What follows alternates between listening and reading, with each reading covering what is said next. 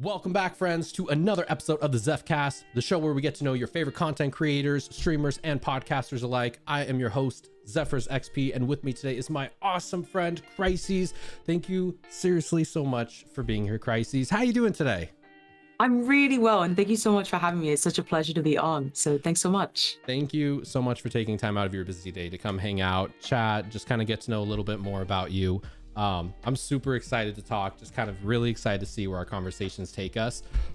First question though, I've been absolutely dying to ask. Icebreaker question right out the gate.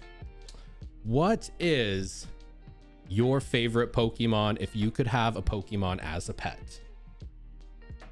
So, hot take. I don't know anything about Pokemon because I know, don't worry. My Switch actually was my very first Nintendo product, right? And so I very much wanted to kind of be part of these conversations that seem to be like really important kind of like cultural staples and pillars like in people's, you know, kind of like life and investment in video games. Yeah. And so I was just like, gosh, I don't know anything about this. You know, like a lot of people, I'm like, I will pick a cute one, right? Because hello, they're adorable. I like cute things. It makes perfect sense. But that, yeah, a lot of them are cute, right? And so for me, I was like, well, I'm gonna pick something adorable. But I was watching a lot of people play the game on the Switch where you could either pick the companion that was like sitting on your shoulder, like either Pikachu or Eevee.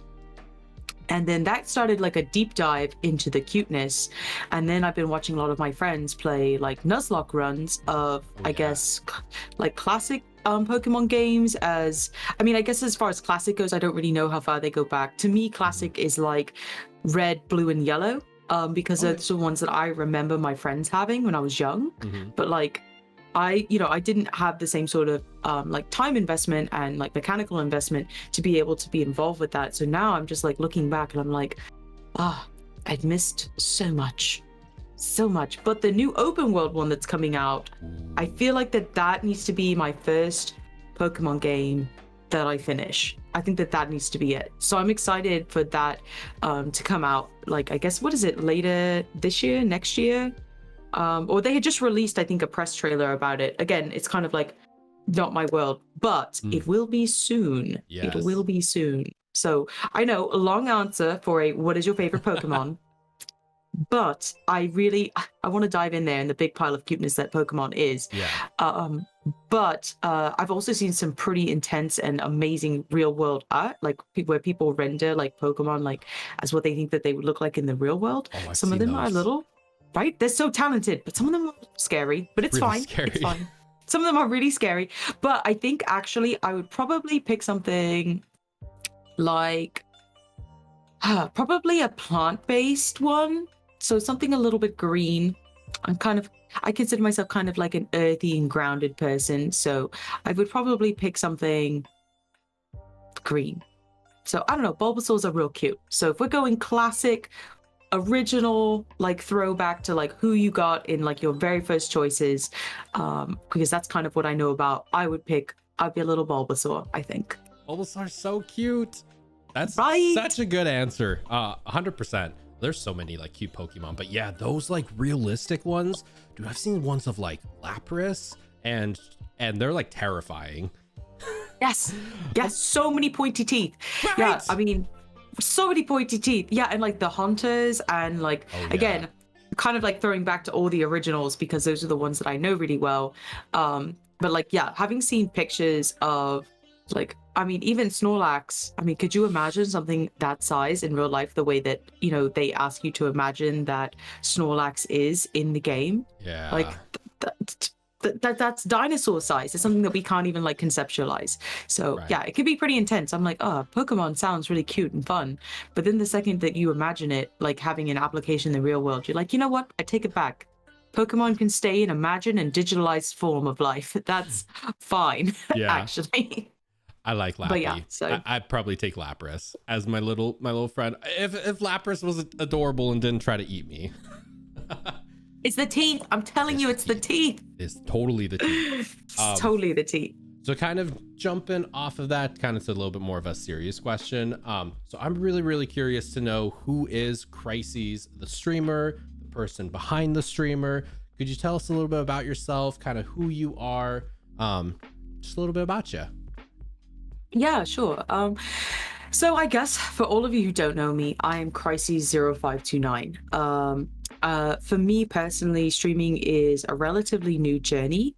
As you've just heard, I didn't really know anything about Pokemon because for me, also video games are a little bit newer part of my life, because where I was investing a lot of my time as a younger person, I had an original PlayStation, but I kind of very limited access to games and things. So getting to discover video games as an adult a little bit deeper has been such an incredible journey and really eye-opening. And so for me, I've absolutely loved it. And it's been an amazing experience, but it wasn't always where I focused a lot of my time, as far as like hobbies or anything like that goes.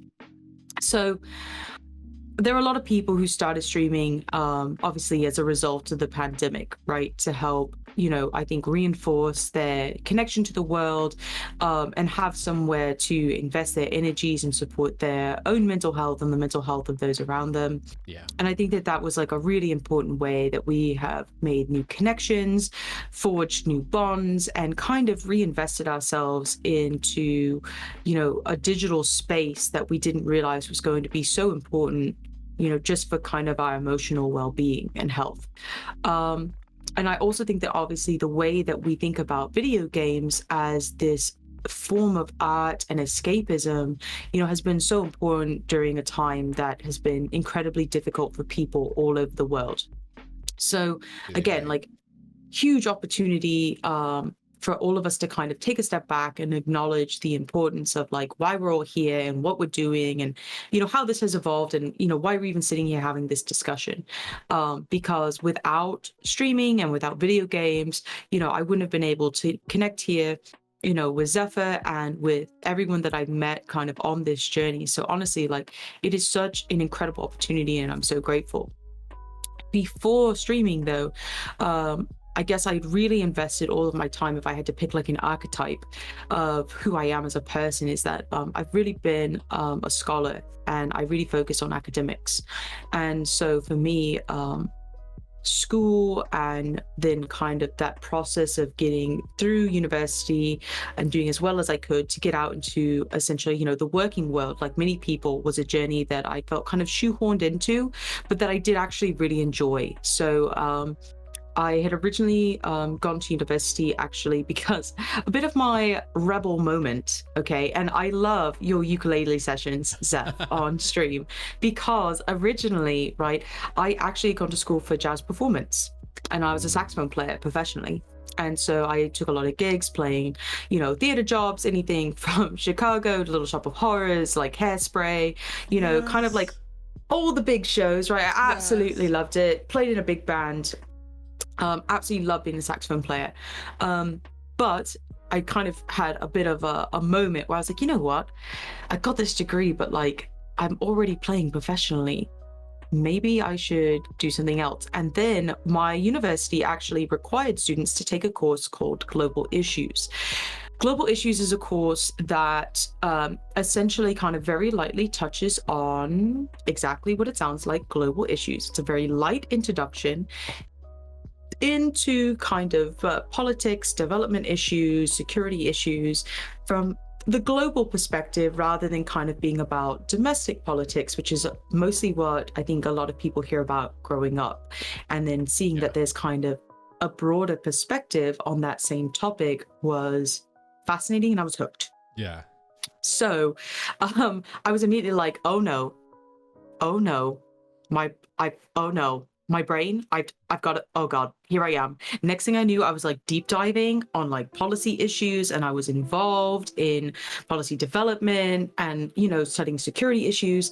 And so for me, my life shifted really dramatically. So the time that I had spent like as a cadet and, preparing to be an intelligence officer and things, thinking that that was going to be the direction that my life took, also meant that then I was spending a lot of time in my subsequent degree program which was in international relations, specifically international affairs, and I specialized in East Asian studies. So I spent a lot of time actually in East Asia. I lived in South Korea, Japan, went in and out of Hong Kong and China. And so for me, spending time really kind of on the ground, I became really, really involved, I think, in a way that was unexpected, right, for someone who, in my opinion, like was like, I didn't know anything, right? Until you get out into the world and you try to start doing things, you try to start being involved and learning about it. And the world is so much bigger, right, than what you see in National Geographics, right? It's so much more than what you see on Discovery Channel. And I was very lucky when I was young, because my father was in the military, that I, got to grow up in different places and see different places all over the world, and I had incredible opportunities. But as an adult, I had a new appreciation for that. So where my focus has always kind of been as a person, and what I personally like to prioritize, is kind of in norm creation. And that basically is a heavier way of saying make the world a better place. And that is to say that, in order to help foster, right, a better world for everyone, it means that sometimes we ourselves have to be a little bit uncomfortable. We ourselves have to stand up and try to make those changes that involve us confronting maybe some of our own privileges and biases, and standing up to situations that might, as we all have known, test, right, our moral fortitude. And for me, that meant putting myself into policy development. It meant putting myself into issues of human security. It meant looking at issues of, war and, essentially the policies of economics and human development issues.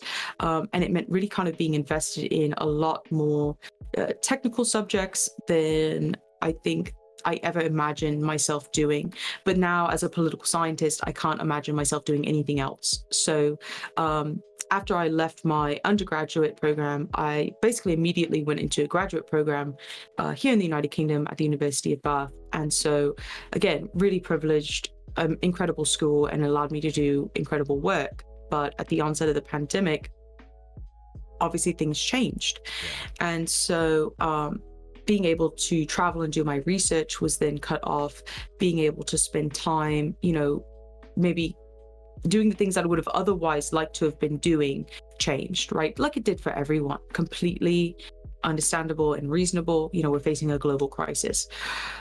And so it was hard then to just kind of be like, all right, well, how can I continue being who I am and true to who I am, and wanting to make a difference, and not just in sort of a light, superficial way of just like, I want to make people feel better, because of course we all do. We want, we want to create these positive places and atmospheres, but I wanted it to be more meaningful and more impactful than just, a perfunctory bouncy castle online.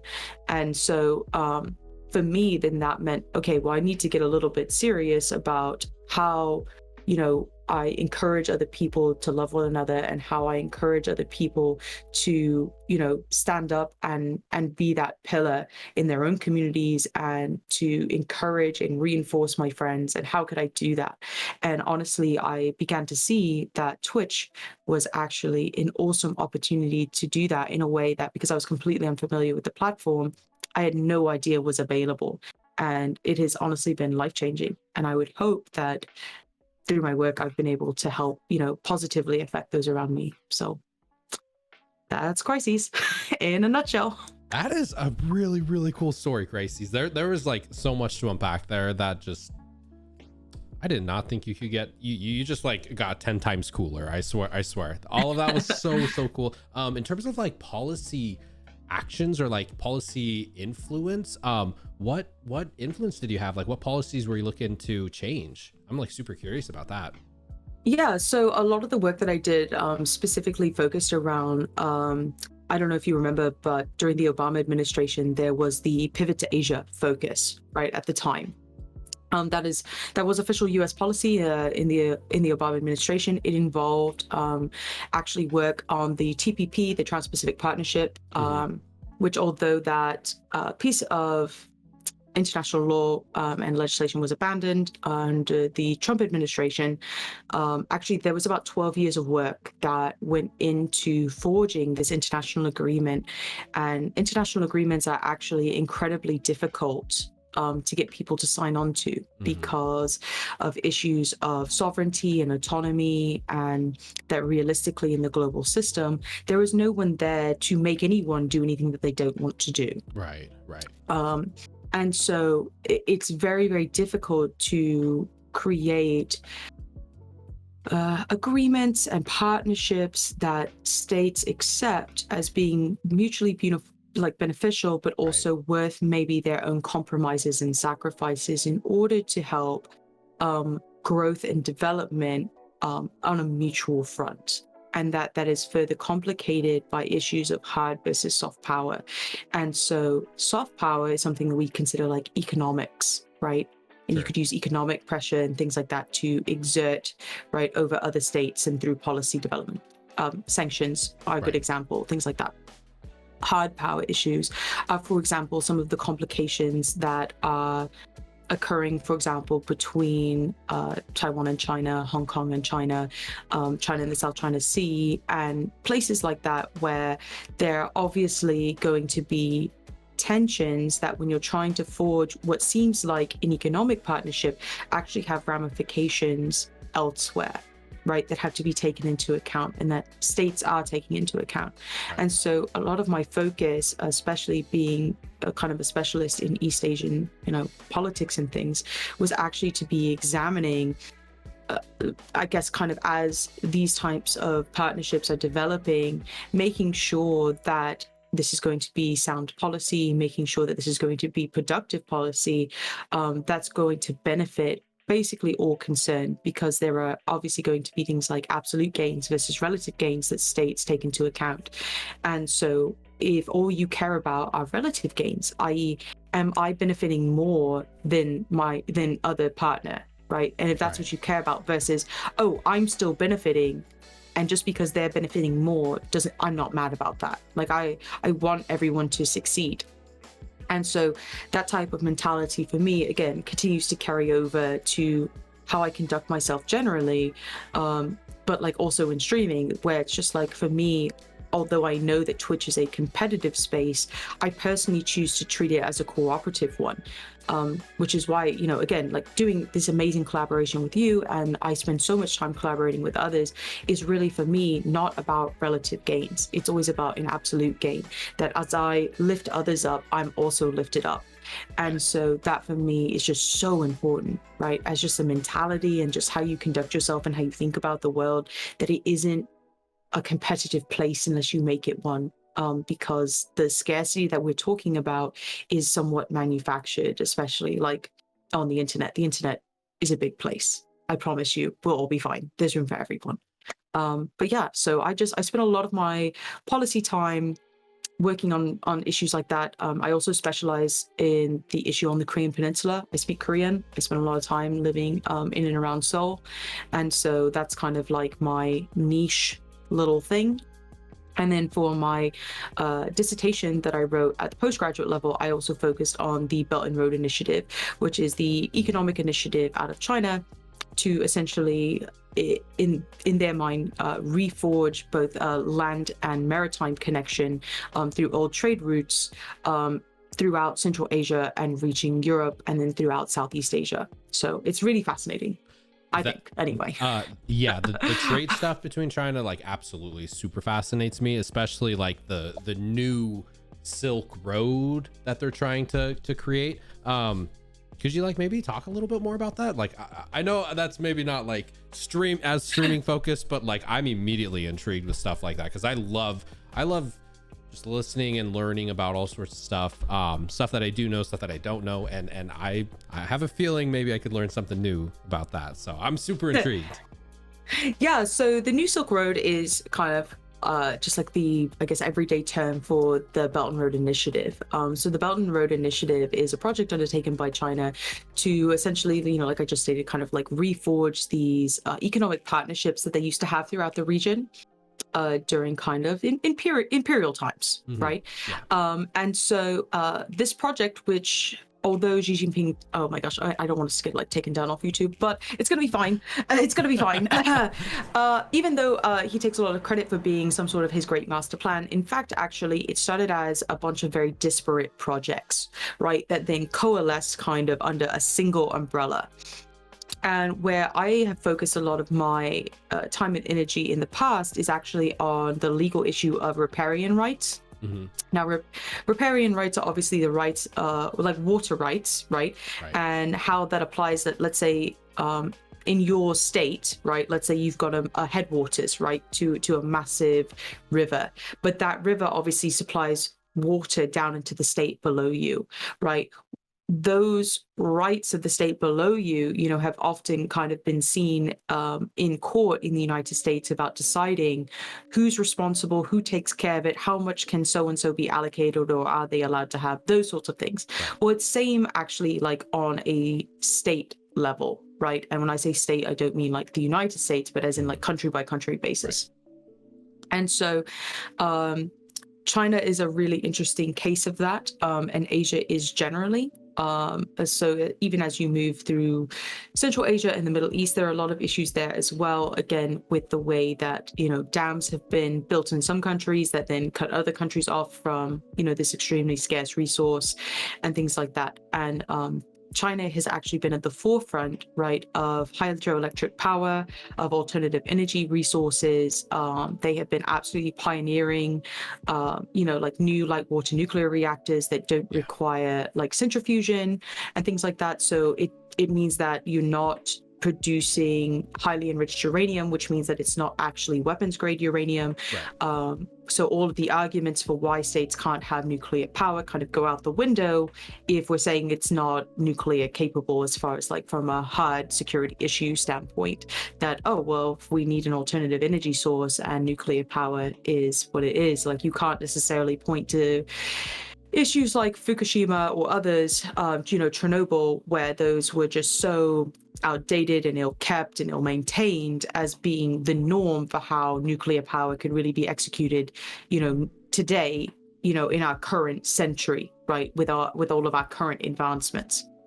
And so the Belt and Road Initiative kind of started as a bunch of these little projects, right? Economic partnerships. It started as little green energy initiatives. There were all these different kind of moments, right, where they were, you know, building kind of superhighways to connect massive industrial areas. And it made a lot of sense. It does make a lot of sense.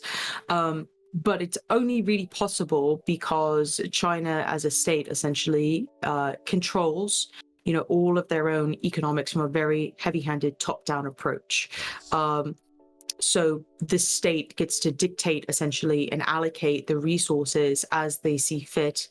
And kind of, you know, China has been accused, again, this is not news to anyone, of currency manipulation and things like that in order to deflate their currency intentionally to keep it very cheap, which also keeps manufacturing costs down for the rest of the world as we buy finished products. But I think that essentially, right, the production and connection of these spaces is only actually going to help, right, the region, and is only going to kind of increase the efficiency of trade. And that, considering most trade all happens intra-industry, so like 73% of all trade happens intra-industry, which means that like it's not about you and I buying finished goods, it's about essentially companies buying from one another parts and stuff to produce those finished goods.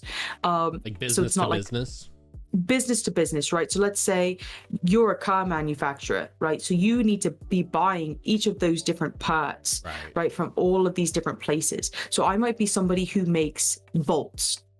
I might make this one bolt. That's all I do, right?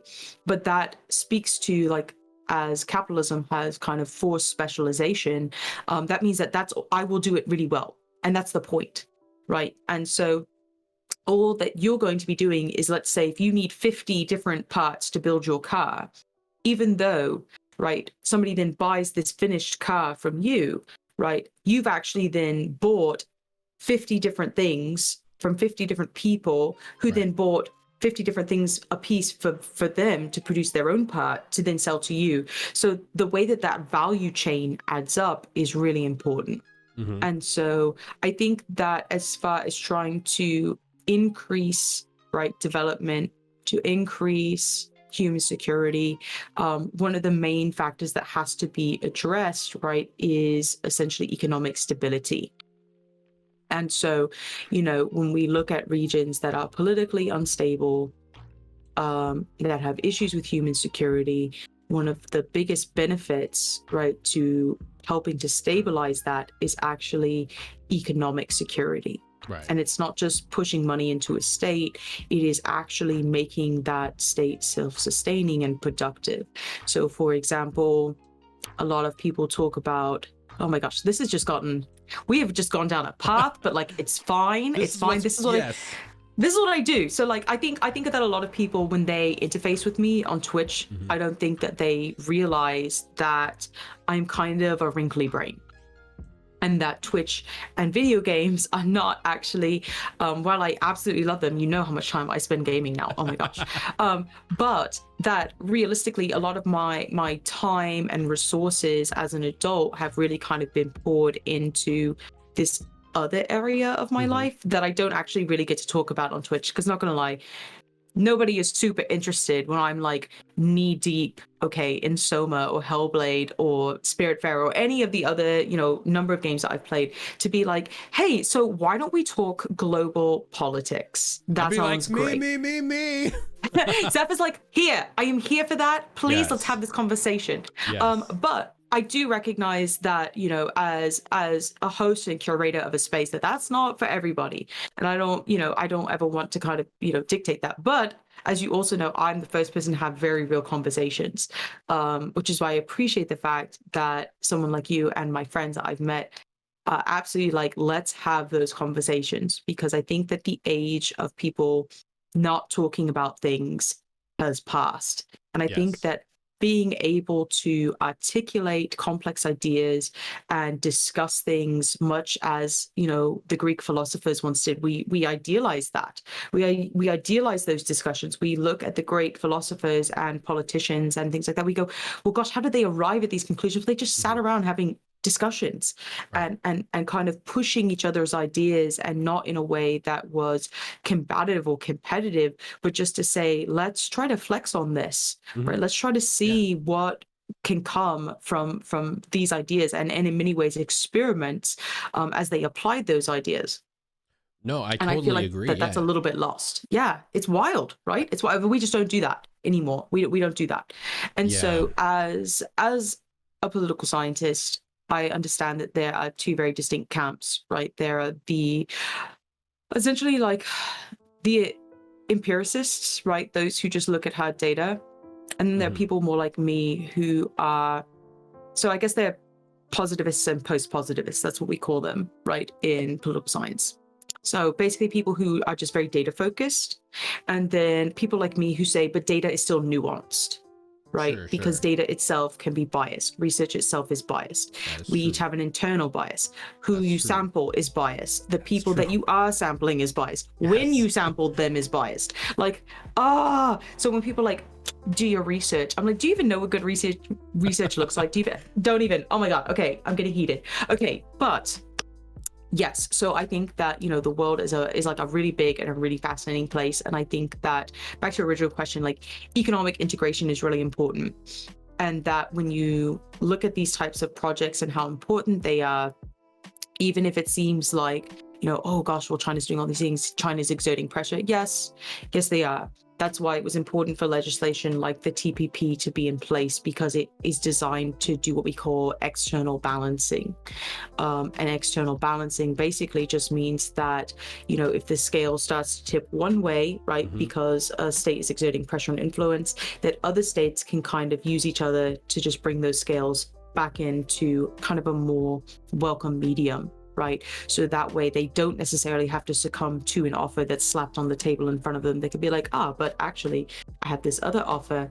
Could you maybe improve yours? And it just gives them a little bit of leverage where they might not have had it previously, because they might not be as powerful from an economic or military standpoint, to be able to say, I have the influence to impact this decision, if they didn't without a partnership like that.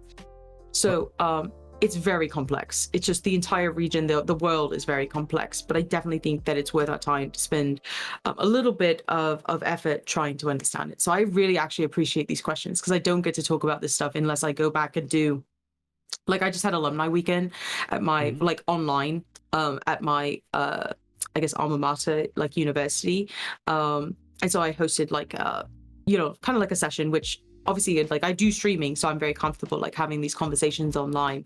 So I had a really amazing time actually kind of in the real world, I guess, going back and getting to talk about all the things that I personally really enjoy and that I miss about teaching and that I miss about being in school generally, that now being like post-grad I don't get to do. And so kind of having that outlet to do that when obviously in the pandemic I'm not doing the kind of work that I want to be doing. You know, not everybody gets their dream job, but you know, yeah, just kind of like being able to like have these conversations. I'm like, oh, this is wonderful. People are listening. But yeah, so I really appreciate it. So thank you.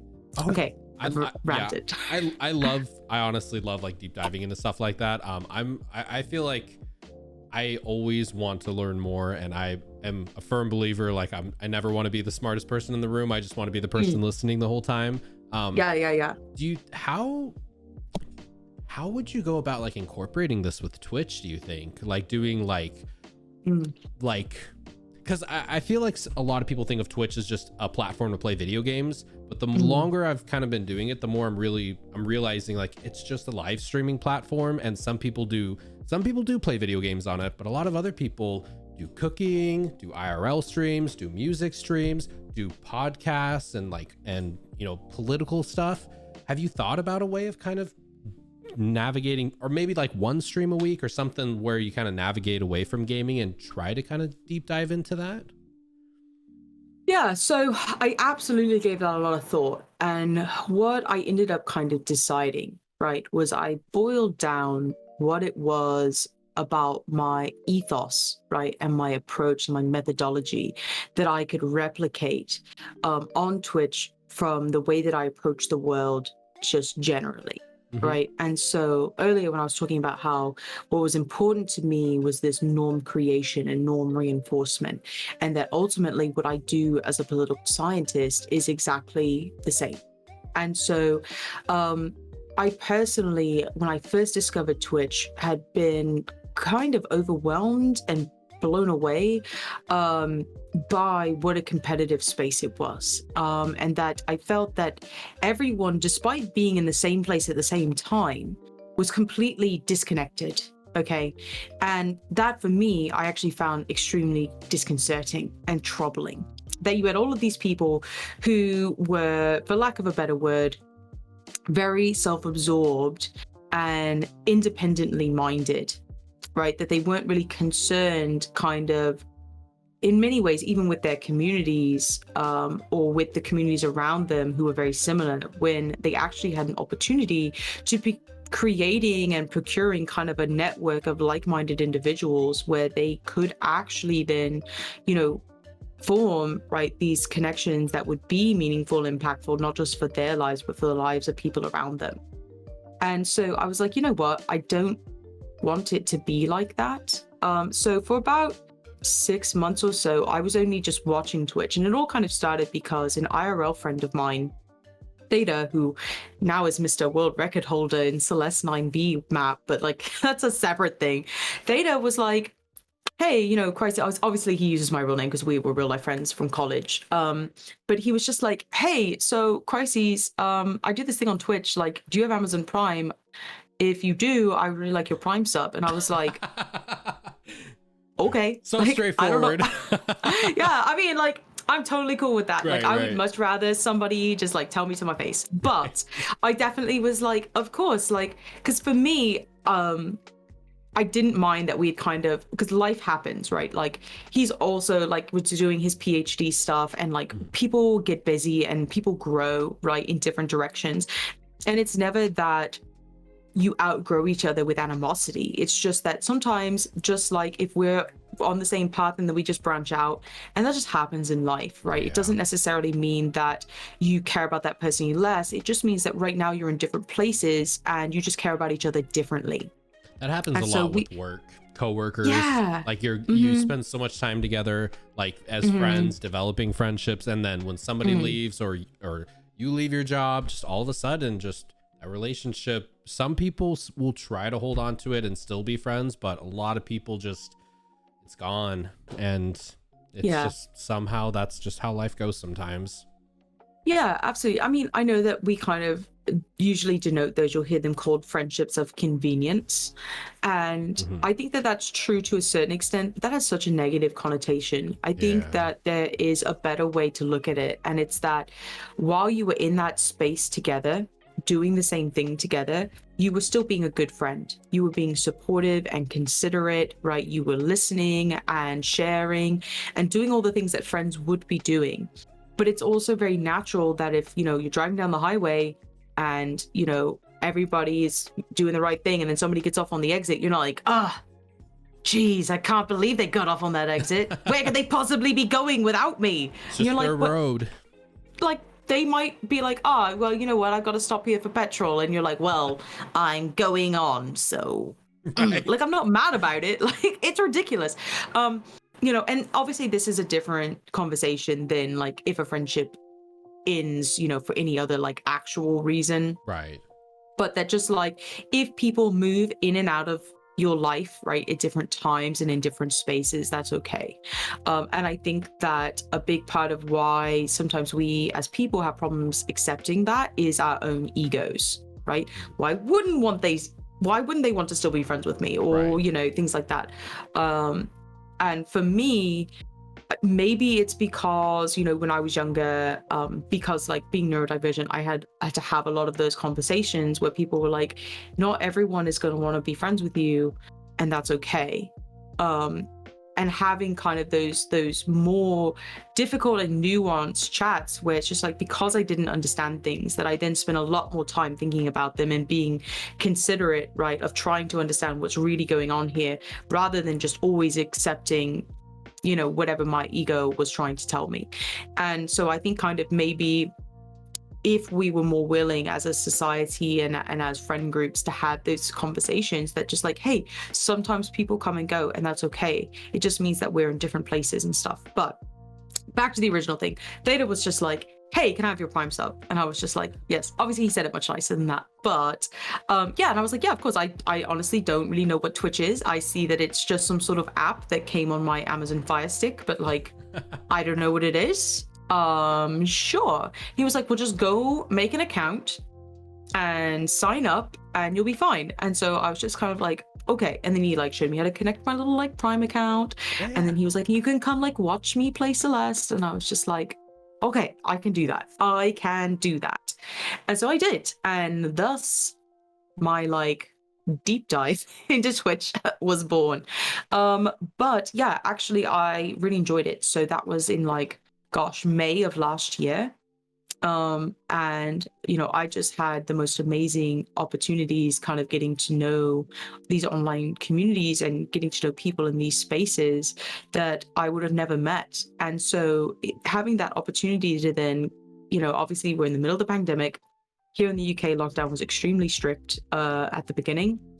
And so I was just basically kind of locked away, not really having any work to do, no research to be done. And I was just didn't know who I was or what I was going to do, essentially, for the first time, having always kind of been full-time employed, full-time student, just full-time anything. Busy, to suddenly busy. be like, busy, just suddenly be like, oh my gosh, I can hear the clock ticking. What do I do? What do I do? Yeah, so it was actually a huge boon, right, to my mental health to find these spaces where I could be connected with people. And so thus I was just like, all right, well, I guess I just live on Twitch now. And then having played a bunch of games with my friends, eventually people were like, hey, it might be pretty cool if you were a streamer. And I was like, I have a laptop and a cell phone. They were like, you can stream with that, it'll be fine. Yeah. Here's how. And as someone who doesn't really come with a lot of tech experience, The number of YouTube videos I watched. Oh my God, the number of YouTube videos I watched. But it was amazing, actually. And not only as someone like you know, you say like, oh, I love to learn. I want to keep squeezing my brain, right? This has been invigorating because I'm also like that. I love to have new projects to take on, to be learning new things, to be challenging myself, you know, and now I definitely have kind of pushed the boundaries on where I was comfortable, like with understanding tech and things. And now I'm just like, nope, I know this. Yeah. Like, let's go, let's get it hooked up. Let's do these things. Like, oh, basics coding. Like, oh, I took a CS class once. Great. Let's go. I can understand what this means. And like all of a sudden, I knew so much more. Obviously, I also now know enough to know what I don't know, which is a lot. I still don't know a lot, but I know enough to be dangerous. And so, yeah, I think for me, again, long story to answer simple question. Twitch was about representing the baseline archetype of who I was. And I think that there are, hot take, everyone brace yourselves. Hot take. There are a lot of people who look to Twitch to find their identity or to create one, to figure out who they are. And I see a lot of people struggle with that because they aren't really sure about where they're going in their life or who they really want to be, right? So they just aren't like grounded in that kind of self-confidence and maturity that comes with kind of like life experience and introspection and personal growth. That's fine. Everybody hits that at different points in their life. But as someone who kind of discovered who I was, kind of at more of like my fundamental core, right? Knowing what was important to me, knowing that if I broke down everything about what I was doing on a day-to-day basis, that from a point of principle, I knew where I stood on things. I knew what my expectations for myself and the world were, and I knew what I wanted in many ways, right, to manifest right in the world around me. That no matter how I did that, whether it was working, you know, with an NGO, non-governmental organization, an IGO, intergovernmental organization, MNC, multinational corporation, or right, just kind of doing something privately on my own, outside of policy, outside of security, outside of developmental issues, that like ultimately who I was at my core is 100% like clad in steel. And that no matter what I was doing, right, who I wasn't changing. And so for me on Twitch, having an identity already means that when I'm on stream, when I hit go live, that doesn't change. That's not exhausting for me. Like you see some people like, oh, I can't keep it up. And I'm like, of course, burnout is real. That's real in any case. But I can only imagine how much more difficult it is if you're also kind of going through essentially what is an existential crisis, right? As you try to like discover who you are and figure things out while also representing the person who you think you are to the world on stream, when you honestly are very insecure in that.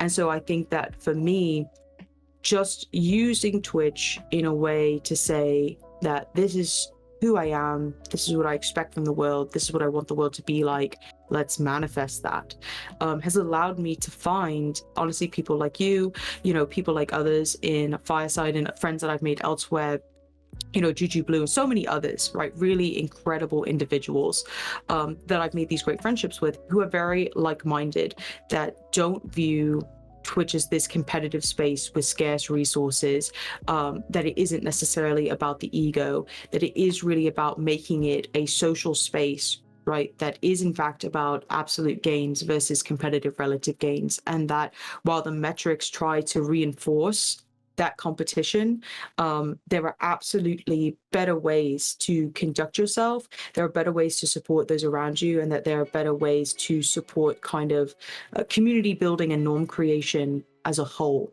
that I feel like kind of get lost, right, in the rat race that Twitch pushes, and that a lot of spaces push. You know, you're in the office, right? Everybody's rushing for that next promotion. Yeah. Everybody wants it. Everybody's like the next person to be in the boss's office, like, oh no, let me get you that cup of coffee, sir. Like, no.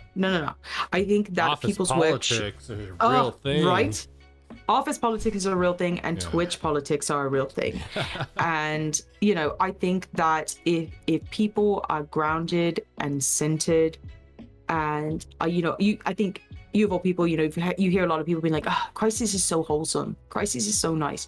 I think it's that I'm just very real, and that I'm the first person who's willing to have the hard conversation, but in a delicate way, right? And that if we need to talk about real things in a real space, that while yes, I host a positive space, I host a supportive and encouraging space, my space is extremely real. And I think that that is different than the marginalization that you see in some communities, which are positive vibes only, which can actually become very, very toxic when it marginalizes people's lived experiences. So yeah, oh no, I could just go on and on and on. But I think that for me, the question being that originally, would you do something with what you did like professionally before on Twitch, because there's space for that on Twitch? I think the answer to that is maybe yes in the future. I had hosted some podcasts myself, like I partnered with a copacetic very early on, like in my Twitch days, and I really enjoyed it. I personally really enjoyed it. But I think it is about, first of all, cultivating those relationships and spending time with the people around you, because ultimately Twitch is a noisy place, right? And that you want to show, right, that your voice and your community and what you're trying to do there has value. And so I think that that is the hardest first step, right, is to start generating that momentum before people will listen to you. And as much as that is the uncomfortable truth about Twitch, I think that all we can ever do, right, is just kind of continue to reinforce like our own reality. Okay, who am I? What am I putting out there? What is my energy? How am I supporting those around me? And that consistency is key. And from there, you can honestly do whatever you want, because if it tracks back to this is who I am, it doesn't matter what you're doing.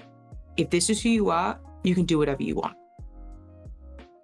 Very true. Very true. I was listening to a podcast a couple days ago, and something that was said really stuck with me. And it was, always be honest no matter what. Always be yourself no matter what. Always say the honest, right thing no matter what. And even if that means you're going to have a difficult conversation in the short term, you will have a far easier life in the long term, because you're not hiding anything. You're not backtracking on anything. You're just being your honest self. And I agree a lot with what you're saying. I think you do hear some stories of like people who just find it exhausting to almost put this face on, this facade on of this like perfect life, perfect character, like nothing's ever wrong, positive vibes only.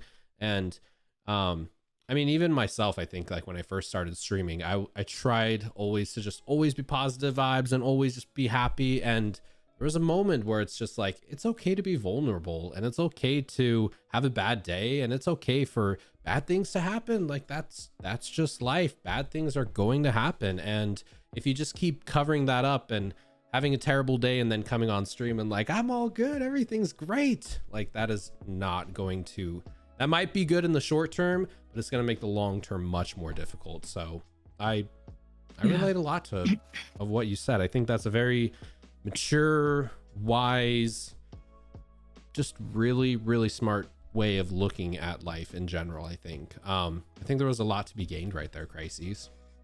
Oh, thanks. I think it's because I'm old, but that's a separate. Yeah. I'm like 30. I'm going to be 31 soon. So like, yeah, I think that just trial and error. Life is a lot of trial and error.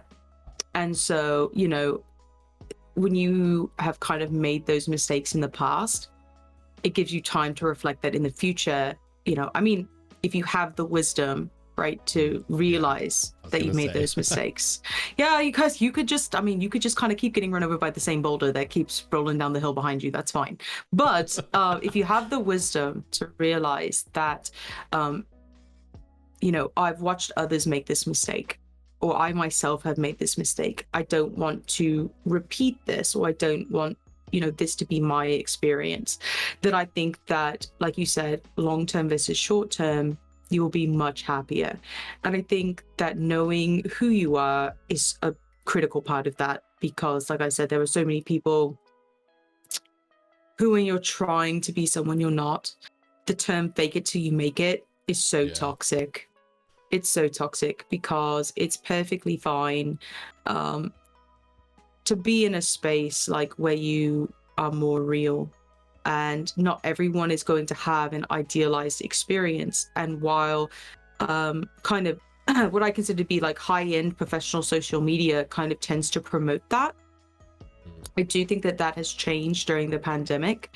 I think that, because there are more normal experiences that are now being observed and promoted in many ways, that I think it's made a big difference in what we're looking to consume as a society, finding things that are relatable, and also being okay with not having an Instagram perfect life, right? And accepting that the world, you just can't slap a filter on it.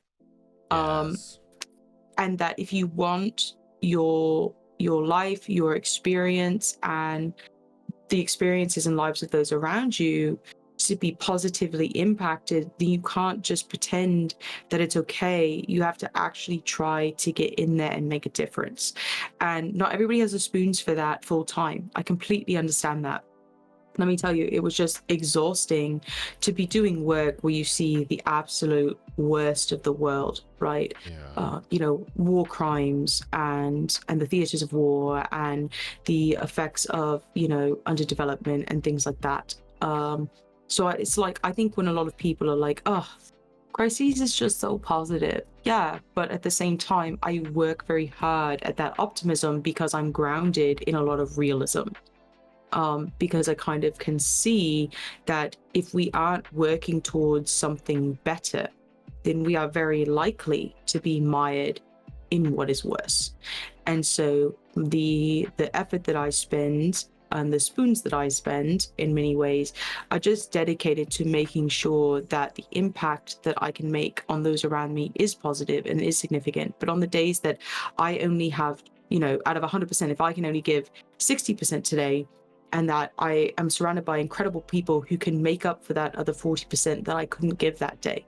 And that if I have a day where I need it and I only have 20% available, that there are amazing people around me who can, kind of join together, even if they go, oh, I only have 5%. But if there are so many other people who each have 5% to give, that you can in fact be lifted up and buoyed, in a way that maybe you didn't think was going to be possible if you were on your own, which then might in turn give you the energy to help and support someone else, like the next day or, the next week or the next year.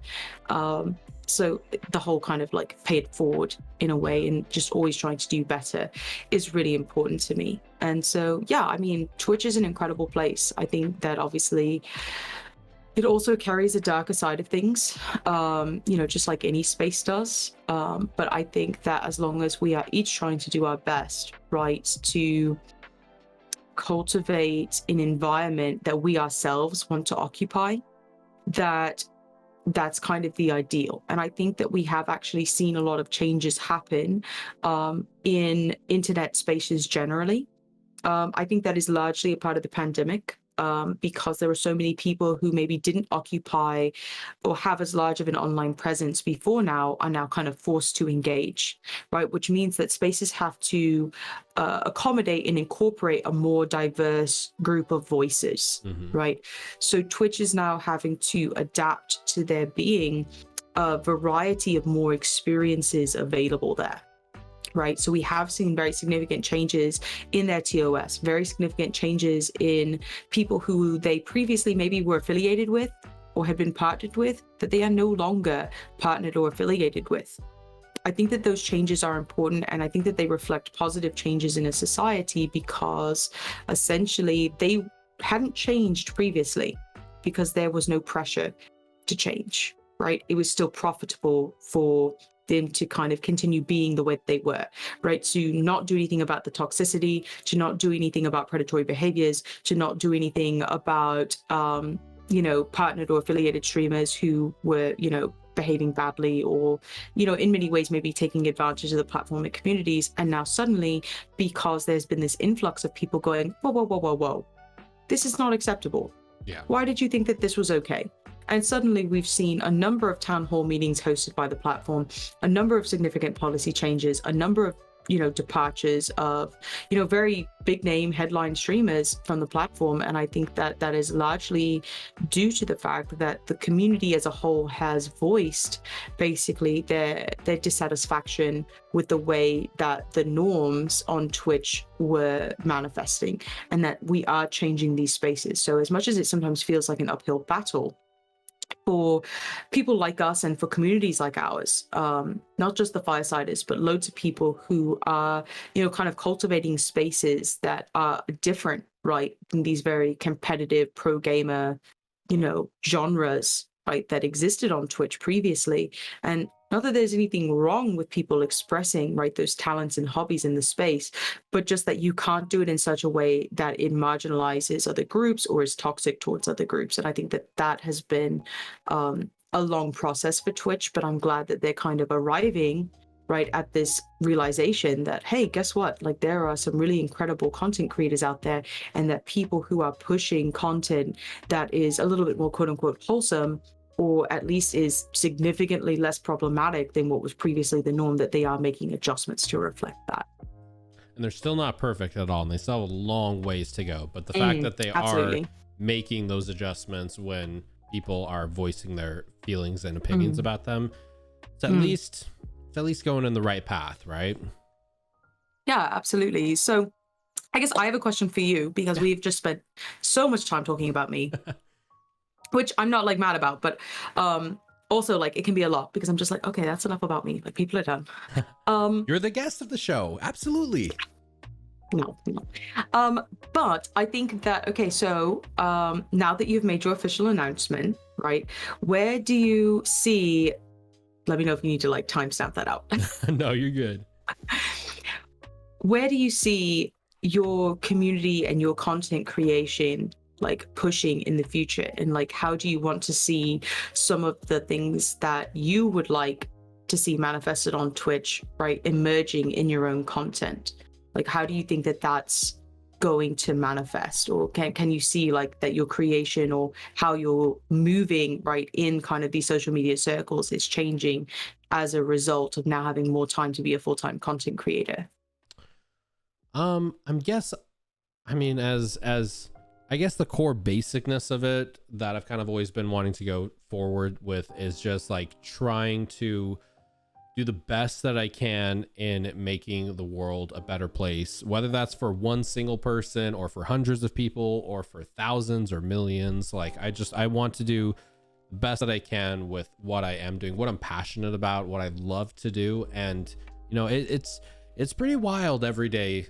Not every day, but like when you get those people who are just like, I've been waiting for your stream all day, I'm so excited to see you. And I'm like, really? Me? Really? Yeah.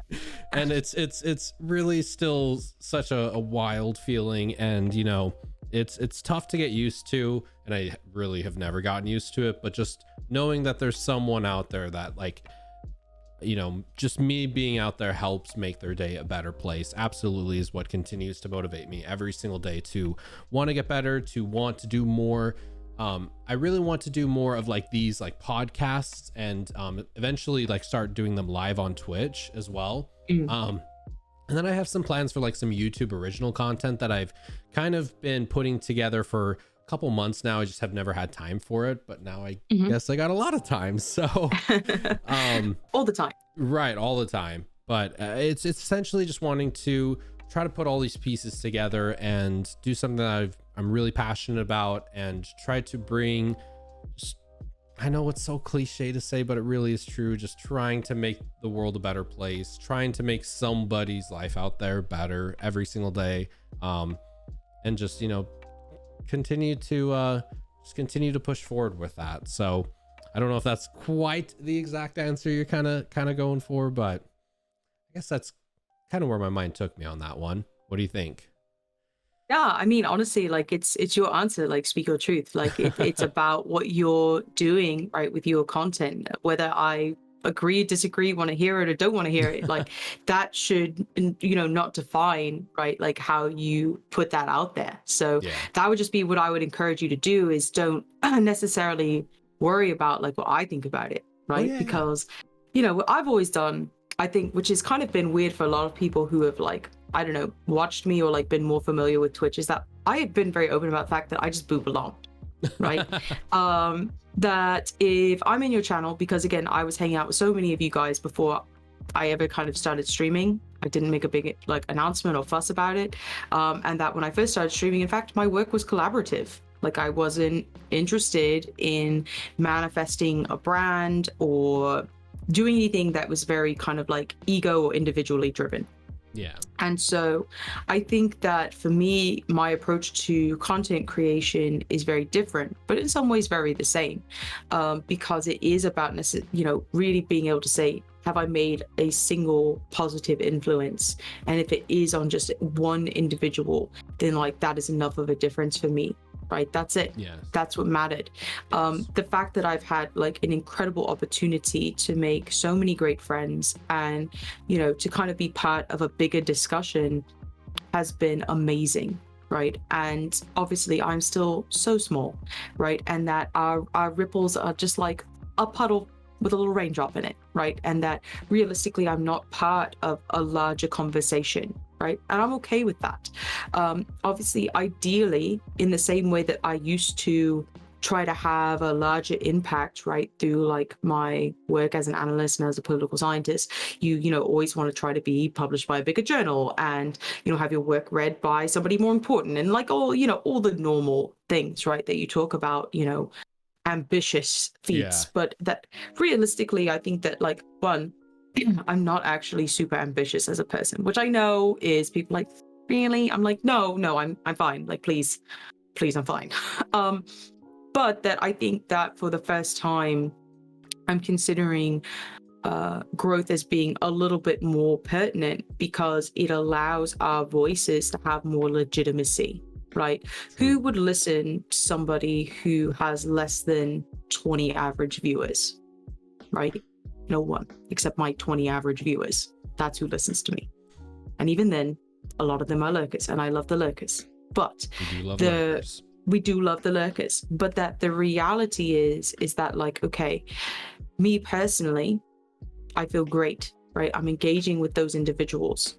But that if I wanted to represent the well-being of our community and those individuals on a larger scale, that I have a responsibility, right, through my content, through my channel, through our community, right, to continue being a voice, right, for what we think is best, right? Mm-hmm. And that if, it's no different than, let's say you're your group project leader. That's essentially what it is, that's it, and if you just think about it that way, that just like, okay, well, I've been picked out of my group to tell the class about this project that we've all spent, a month working on together, that it's your job to represent the ideas and the work and the time, right, that you all have invested in producing something, right? And then if you do a bad job of that, if you let everybody down, I mean, it's understandable, like, that's kind of crappy.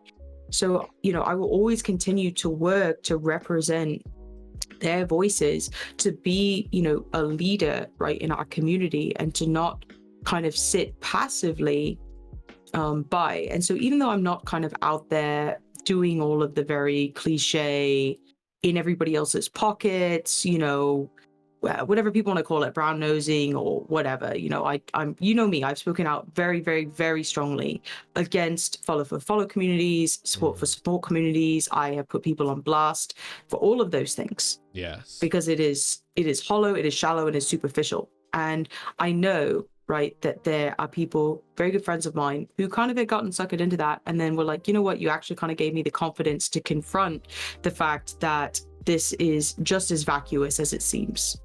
That this is pointless, and that, for me, I'm never critical or judgmental of the people who do kind of get manipulated into those communities, because it is a manipulation tactic, right? And that not everyone, right, is in a position to know how to say no, or to be confident enough to say no to the appeal of that kind of support.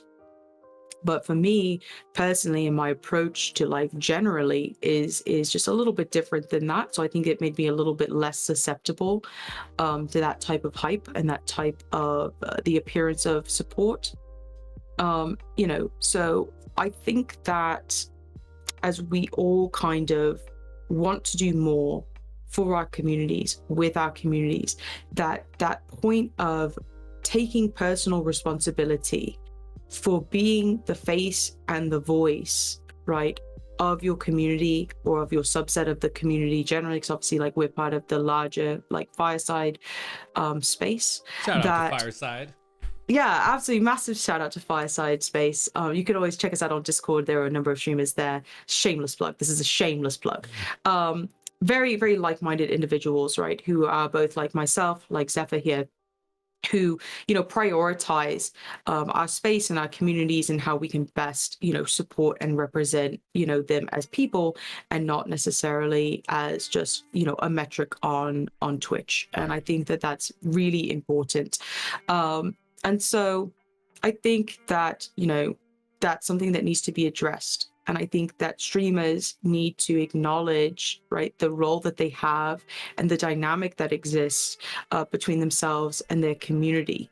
And then I think that even taking that a step further, but acknowledging that, you know, the community is built up of a hierarchy of people. You know, there are going to be people who you never speak to, and that's okay, but they might still love and observe your content. There are going to be people that, you know, only like to come in for certain types of things, or they love a genre or a game type, and that's how they found you, maybe through the categories. That's also fine. There'll be people that you spend all of your time with, and they're in every stream regardless. That's amazing. You know, they all are valued equally, just differently. And so you have to be able to represent and support all of those individuals, no different than as you would represent your real life friend group, right, at the lunch table, right? No different than, you know, you guys all go out to the movie theater and, you know, somebody's having a bad day and you guys are like, nope, we're canceling our plans. Hold on, everybody, quick to Laura's house. I made up by Laura. I don't actually even know any Lauras, but you know, like you guys, I think that Twitch is changing. I think that the way that we are approaching the community is changing as a society, and I think that those are all positive things. So yeah, I would just always just say that to anyone, not that I have like the experience of being, you know, a streamer of your size or anything like that, but just I would just always say, really take the time to like be introspective. And, you know, a really good friend of mine, Wizard of Time, his fiance Layla is a real life friend of mine. We went to high school together in the United States. Yeah, so like we actually like, yeah, we like know each other. And so it was just a weird moment. Actually, okay, I'll just like tell that story real quick. It takes like 5 seconds. Shout out to Wizard of Time. Love that guy so damn much. I love that man to pieces. Honestly, like cheers to him. Like he has definitely really worked through a lot. Like massive shout out to Wiz. Yeah, he like had added me on Twitter, and I was watching him a lot in the summer, again before I was streaming or whatever. And then like one day he was like, hey, you guys should like add my fiance on Twitter. She hasn't had a Twitter before, but like you guys should come hang out with her. Unicorn of Time, right?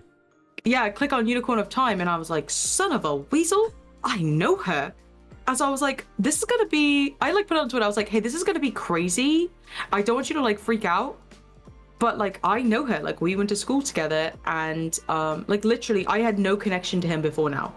I mean, other than the fact that I watched his content.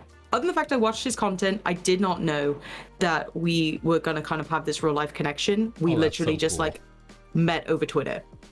That's it. Yeah, and so like you want to talk about like small world, because like where we went to school is a small town. I mean, like it's an important town, but it's a small town. And so like you would just not think that there would just be that connection when we're 4,000 miles apart, right? That all of a sudden I would be like, wait a minute, like are you is this real life right now? So like I went on my real life Facebook and I was like, hey, this is gonna sound crazy, but so like I messaged her, obviously to be like, hey, this is about to get wild. But just so you know, I just said this thing on Twitter. But yeah, so anyway, she was like, wait a minute, wow.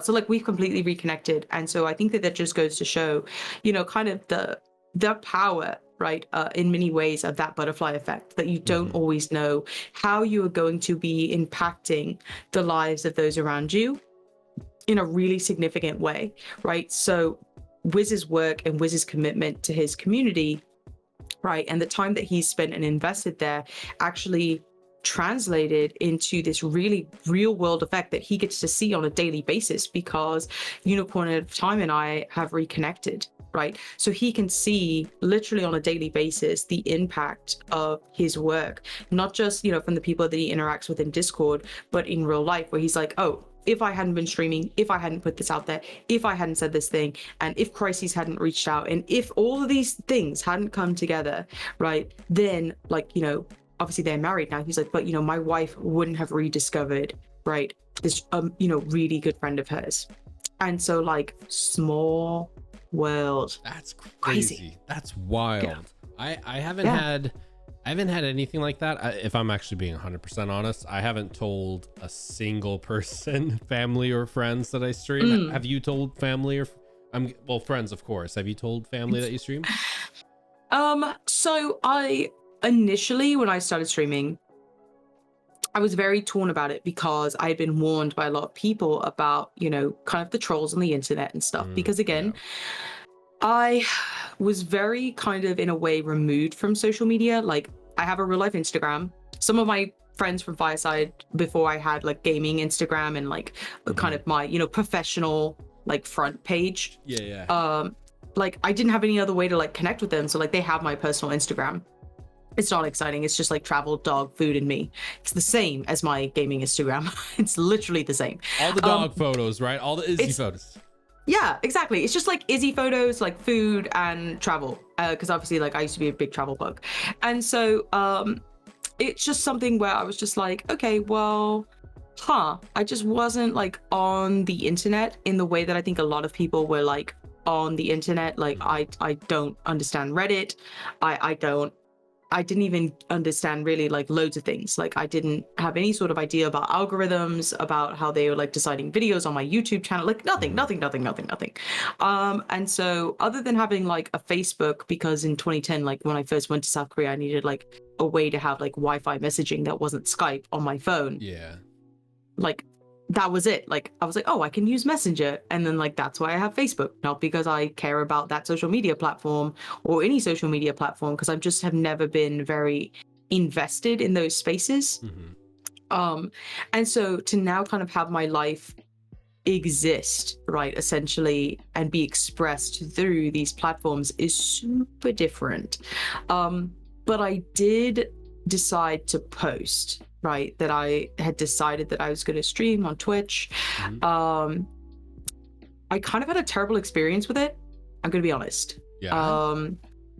So I guess well, a lot of my friends know, it's like Friday was the anniversary of my father's death, right? He died 3 years ago, and there were thanks. Yeah, it's been a lot. Actually, Twitch has been hugely helpful. That's a whole nother thing, but we'll stay on the social media topic. But there were some people who kind of followed me from real life, who I guess are just trolly people, who now I've just completely cut them out. So they did me a favor. Who, like said IRL friends who followed you on Twitch? Yeah, kind of, or like somewhat connected, like friends of friends type thing, where they were like, hey, did you know that like Khryseis is doing this thing? And then they were like, oh, that's dumb. And then just decided to come and just be annoying.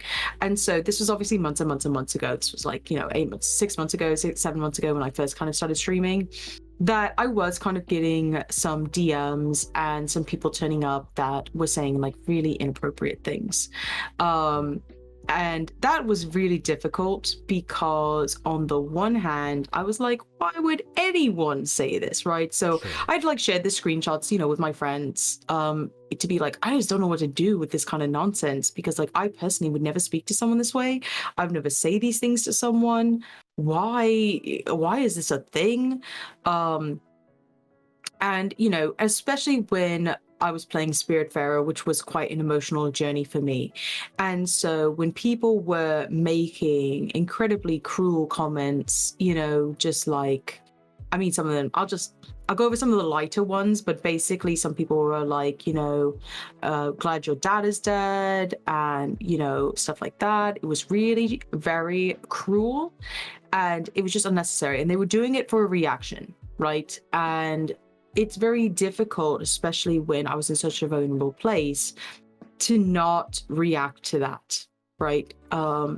And it was different than just kind of the random trolling. Like when we did the 6-month anniversary Among Us stream and we were hit by racist trolls that hacked the Discord and stuff, that was like a whole nother issue. That's impersonal. That's just trolls being trolls, and all you can do is try to protect your community as quickly as possible, go through security procedures, blah, blah, blah, and you're upset and it's annoying and it's awful, but like everybody is supportive and they're like, nope, don't cry, don't cry, don't cry.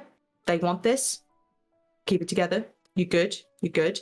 And so, you know, with support of me, everybody, you know, we were fine. That's super impersonal, just hateful people being hateful people, right? You ban them, you block them, you speak out against it, but that's all you can do. But when it's people that you at least somewhat know in real life, it's so much worse. And as someone who kind of had dealt with bullying, like in the past, and didn't have a great experience at school, and, you know, was always kind of the really like nerdy, doing every club, you know, like in band, in theater, but in robotics, and like playing varsity sports and like doing all these different things. You would think that like I would have had a really good experience, but being neurodivergent, because I am autistic, I had a really difficult time with people generally in school, just like my whole life. And so suddenly then you would think that as an adult, that people would just stop being that way. People would just stop being horrible. As it turns out, horrible people are horrible people. So I did tell people, excuse me, in real life that I was streaming. I do regret it.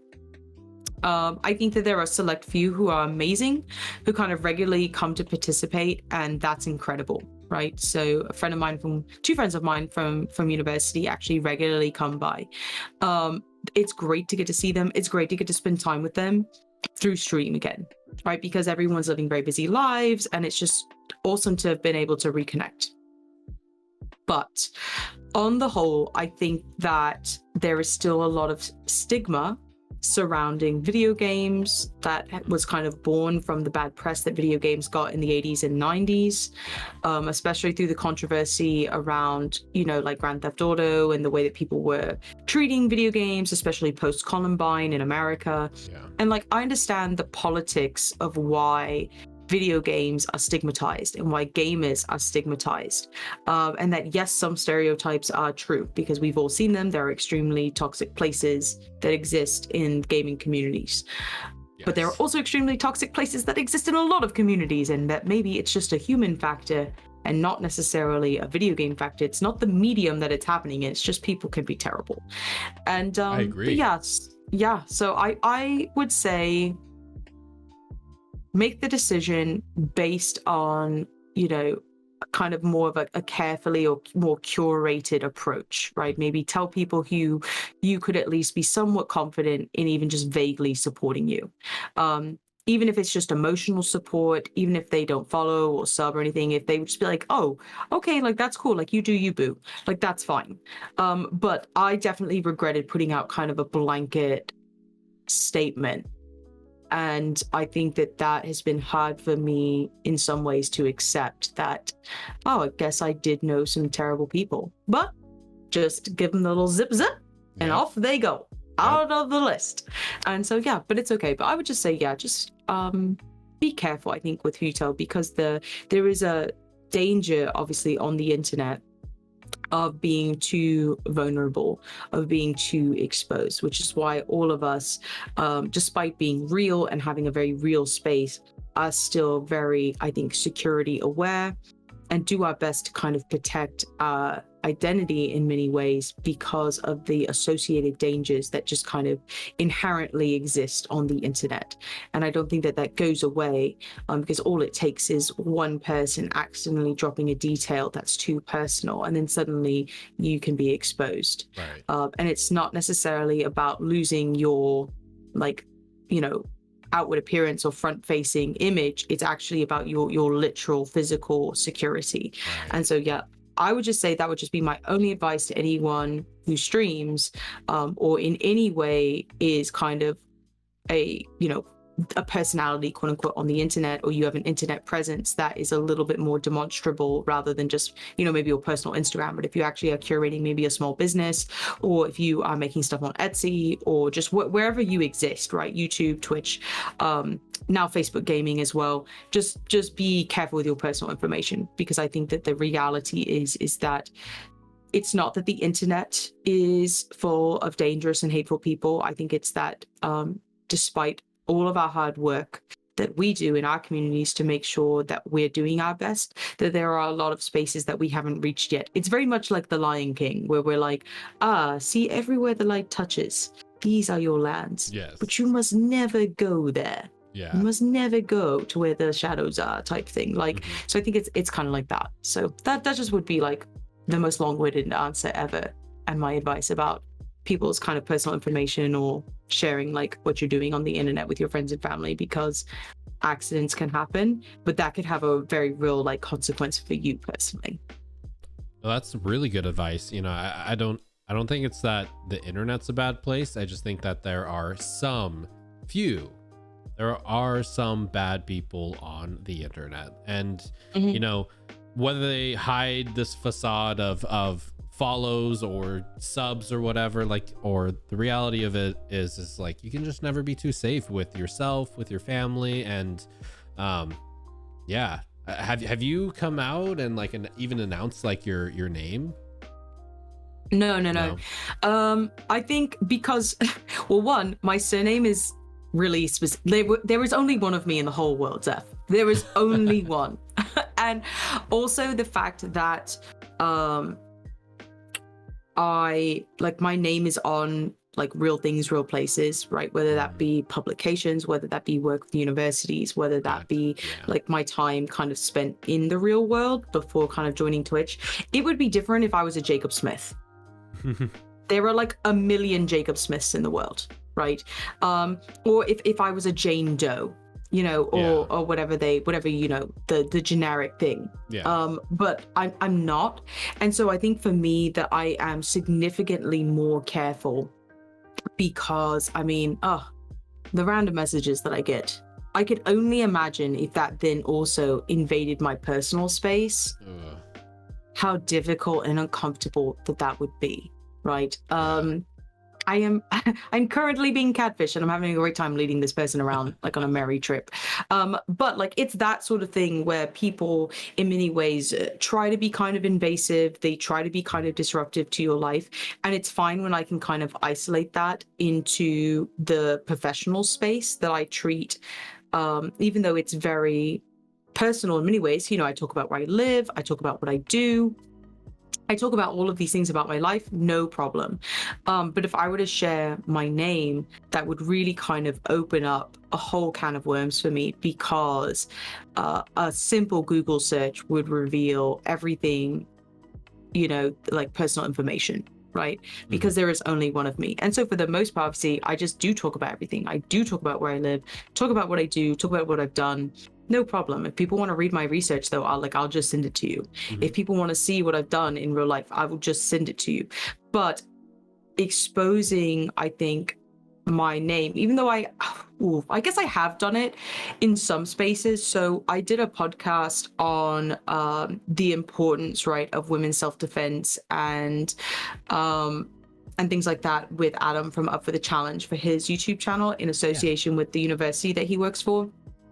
And I'd also done another one with how like your physical health, because like I have lupus, affects your mental health. And so I had done another one, and we use my first name, right? Because just to like, you know, we know each other obviously as our kind of gaming titles, right? So that's not like a big thing. But if you like in the space where I was working with him, and it being more, you know, it's extremely separate from Twitch, it's extremely separate from any of these kinds of projects that we're doing, that I was more comfortable with just like using my real name. And before I started streaming, I'd done a podcast with All the Gaming, and I used my first name there, and I actually had to kind of remove the plug for some of those episodes because like he used my full name despite the fact that I had asked him not to. And I didn't realize until I'd gone back and kind of listened to several of those episodes where Ryan from Steep Thought Gaming had also kind of been partnered with me, and we were talking about a number of issues, and we'd done a whole mini series as well on some of like the problems and in the culture of gaming and stuff. But then I realized that like he'd used our full names, and you know, I really couldn't just kind of have that out there, because when I first started streaming, again, people went, clicked the link, checked out the podcast, and then they actually used that to access my personal social media like immediately within a day. Yeah. And so I think that is different. So for me, I've definitely learned some lessons about being a little bit more careful about my personal security. And that I can understand why people, you know, who do VTubing and stuff like that, prefer it, right? Because it does give you kind of that extra layer of anonymity. Obviously, we know two wonderful kitty cats who do who are VTubers, right? Ziada and Lolly Lycan. And again, like I remember Papi Fuba streaming Minecraft before he had kind of dived into VTubing as well. And I think that, you know, it does kind of give you an added layer of protection. It does allow you to curate, you know, kind of this content or this stream personality that can be unique to that. And if you want to use it that way, absolutely. If you instead just kind of need it to be an additional filter between you and the world, that's also perfectly healthy, perfectly normal to set that boundary, to set, you know, kind of what your personal limitation of the interface is, right? So I think that, again, like Twitch offers so much, but I just always encourage everyone to know kind of who you are, what your boundaries are like, what that, you know, you can tolerate, and like how willing you are to let that interaction, like how deep are you willing to let the interaction go? You know, I think that that's important for people to kind of know essentially like where that glass ceiling is. Because for me, I've definitely had some really like vulnerable moments on Twitch. And I think that sometimes people criticize that, right? And I've had a lot of backlash from other communities, which is fine. They're entitled to their opinions. I can disagree, and they can disagree with me. That's perfectly fine. Where people are like, oh, yeah, well, that's just ridiculous. Like, people didn't come here to see that. I'm like, but we're all just hanging out and doing this thing and on this journey. So, like, we can do what we want in the same way that other people could do what they want. And so, you know, one thing I would even add to that I've kind of learned over like the last year of streaming is I know a lot of people are like really careful about not talking into like religion or politics or like mental health. They kind of like keep that to the side and try not to open those cans of worms or whatever they refer to. But I feel like I've learned that if you do dive into that, if you do dive into like being vulnerable, mental health, politics, like controversial stuff, if you would use that term, it does maybe push away some people, but the people who stay grow a stronger attachment to you and care for you deeper as a person. So in some ways, sure, like if you're being vulnerable on stream, somebody might not like it, but at the same time, those who truly are there. Lolly actually gave me like literally a quote I'm gonna get like tattooed on me one day, I swear. It was do it. Those who matter don't care, and those who care don't matter. Yeah. And absolutely. Hearing that, I was like, that is so true. Like if you are voicing your opinions on politics or whatever it is, you know, people are either going to agree with you, try to understand you, or disagree with you, and they can still be friends, and that's fine. But if somebody's just like, I don't want to hear this, I don't care about this at all, and leave, then, you know, maybe they didn't exactly matter, you know. I mean, they of course matter as a person. Like everyone of course has huge tremendous value as a person, but like, yeah, Yeah, Yeah, I no, agree very much. I completely agree. Yeah, I completely agree. I think that is the difference, because I think that there are people who very carefully curate, right, their online personalities, and they very carefully curate the things that they do and say. I think that is different than just being aware and tactful, right? If they are carefully curating and disguising what it is that they really think, that's quite disingenuous, right? Because it's designed to manipulate and to elicit a certain emotional response from the viewers or from the community. Yeah. That's disingenuous. If you are someone who says, okay, well, actually, this is what I think, right? And this is why I think it.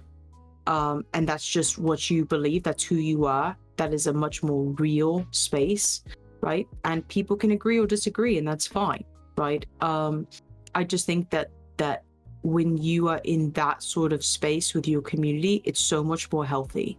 I've seen so many people kind of fall into the trap of wanting to be essentially a characterization, and in many ways a persona, right, of who they are. Now, obviously, not everybody is going to reveal everything about themselves on stream. Like, think about it like this conversation, right? There was so much about me that you didn't know, despite the fact that we've known each other kind of through Twitch, which is, again, a very superficial, like, back and forth conversation. It's like coffee shop talk. That's what it is. It's coffee shop talk. It'd be like, oh, we've met at Starbucks. Like, hey, let's hang out. But, like, that's the difference, though, versus where, like, so, you know, what people get to know about me on Twitch is still so much more than other people. And then again, like, set your barriers, know your boundaries, but that is different, right, than literally disguising and manipulating your audience by kind of refusing to engage, right, or marginalizing their experiences, or not listening. All right, and not having real talks about real things that are affecting all of our lives. And I can understand. Go on. Quick question I kind of have on that, because, like, I was thinking, what about the people, like, what are your thoughts on people who use Twitch as an escapism, if you will, and they're there to stream, hang out with friends, play games, and, like, maybe if they don't want to talk about politics or any kind of controversial subject, I guess you'd say, they just want it as, like, an escapism. What are your thoughts on that? I think that there are plenty of spaces where that's available, right? And I think that, again, if that's what people are offering, where you can just go watch someone do gameplay, right? Because okay, I guess I'll start with this. I'll preface. I think that there are basically 3 types of gaming streamers on Twitch. Now, again, this is not talking about podcasters or IRL streamers or just chatting streamers. I'm talking about there are 3 types of gaming streamers. Okay, there are the, like, competitive gamers, right? They are not interested in chat. They are literally just there to demonstrate exemplary and professional gaming, right? Nothing wrong with that. Agreed. They often play very competitive games. They don't have time for chat, and chat exists as this weird amorphous blob that just scrolls past them. It's like an audience. It is an audience, right? This is no different than watching a television show or anything like that. Now, when I lived in South Korea, StarCraft 2 had just come out. There was an entire television channel dedicated to watching professional StarCraft players. Wow. Okay, I get it. But I think that's like one genre, right? Where you are here for gameplay. If they happen to catch your one random comment, which might be like, oh, GG, or like, oh, nice one. It's not genuine interaction. It's literally no different than you watching a sports program and being like, touchdown. Like, it's the same. It's the same. Right. I would even put, like, speedrunners in there too. Like, just very 100%. skill-based people are there to watch incredible skill play. And, you know, if they notice you, like, GG's, it's like LeBron waving at you at the basketball game. You're like, dude, LeBron just waved at me. It's like, sure, he did, but, like, he's not gonna remember you in 10 minutes kind of thing. Yeah, exactly. And there's nothing wrong with that. There's absolutely a niche for that. Obviously, those skills, as someone who, you know, again, like, watches some of those streamers, right? Especially because, for example, I play Vermintide, right, on Fridays with my friend Khryseis0529 and their community. I watch professional Vermintide players they aren't going to talk to me. They might be like, hi, Cry. And then like kind of ask me random questions, but they aren't reading my responses. Like that's fine. They are very busy. They are very involved. It's the same when people are streaming. I mean, like a lot of like first person shooters that are very competitive games. Valorant. You don't. Yeah. You like don't have time to be in chat. That's fine. But that's genre 1, right? Sure. I will say genre 2 are going to be people that are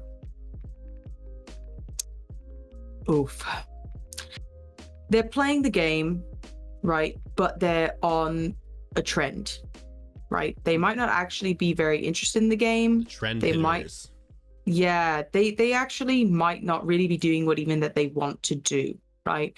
But they are the metric chasers, right? They might be gaming not because they actually like gaming or not because they actually are enjoying what they're doing, but they, they're not even really there for their communities. I'm going to be honest. They're really here for the metrics. I think that gaming generally, right, it kind of falls into this, it allows for this category to exist. So there are people who might play a single category of game, whether that be a single title over and over and over again, but they're metrics chasers, right? They're people who will troll the categories to figure out what's working, what's trending, where there are viewers, and then that's what they'll play. Even if they don't like it, it's not what they enjoy. Now, they might enjoy it as a result. They might be like, oh, actually, I love this game. Hey, that's great. Yeah. Right. But their interaction is perfunctory. It's not really about kind of cultivating any sort of real interaction or, enjoying, I think the content that they themselves are curating, right, with the relationship that they have with their community or their friends or their audience. They're the metrics chasers, right? That's a reality. We know that they exist. I think the third type is kind of the youngest, right? As in the newest type that is really kind of emerging and taking hold. And that I really think that that's going to be people who are more involved, right, in finding their identity, within the gaming community, to say that, like, for example, I play story-based games in first playthrough style, right? So I play games I've never played before, often that are, community suggestions, and that I spend a lot of time in these games digesting the game, right? And what the game is talking about or discussing or whatever with the community as well. And it can be a heavy action-based game, right? Hellblade is very Souls-esque, right? Still had plenty of time for chat. Soma is a horror-based game, still had plenty of time for chat. Like Ori, and the Blind Forest is an extremely different experience. Platformer still had plenty of time for chat. And I think that when you remove the me personal experience and you make it more about the community experience and the conversation and what it is that you're doing, you kind of remove some of that competition, you remove the ego, right? And you move the data-driven decisions, right? So no data-driven decisions, no ego, right? And you remove like you, yourself, and I, like from this whole thing, right? That then you can have a much more fulfilling experience on Twitch. And I think that that third group, which I feel is people like, you and I and other Firesiders, even if people are kind of struggling to maybe figure out where they are, right? In those types, but I think that the people who I personally get on best with and that I personally identify with and that I spend the most time with are the people in the third category. They're people like me. And so I do think that, birds of a feather flock together. And so, I think that, again, Twitch is changing and communities are changing. And I think that that is only a positive thing. I think that as we kind of, if people want to be there for escapism, that's great. There are places for you to go and just basically watch television, right? You can treat it like a TV show. Yeah. But there are a lot of people who need more than that from Twitch. And it actually might be that some of those people who are looking to escape, right, probably also need more because there's a reason that they're escaping. There's a reason why. A lot of times. Yeah, exactly. There's a reason why they're looking for this new outlet, right?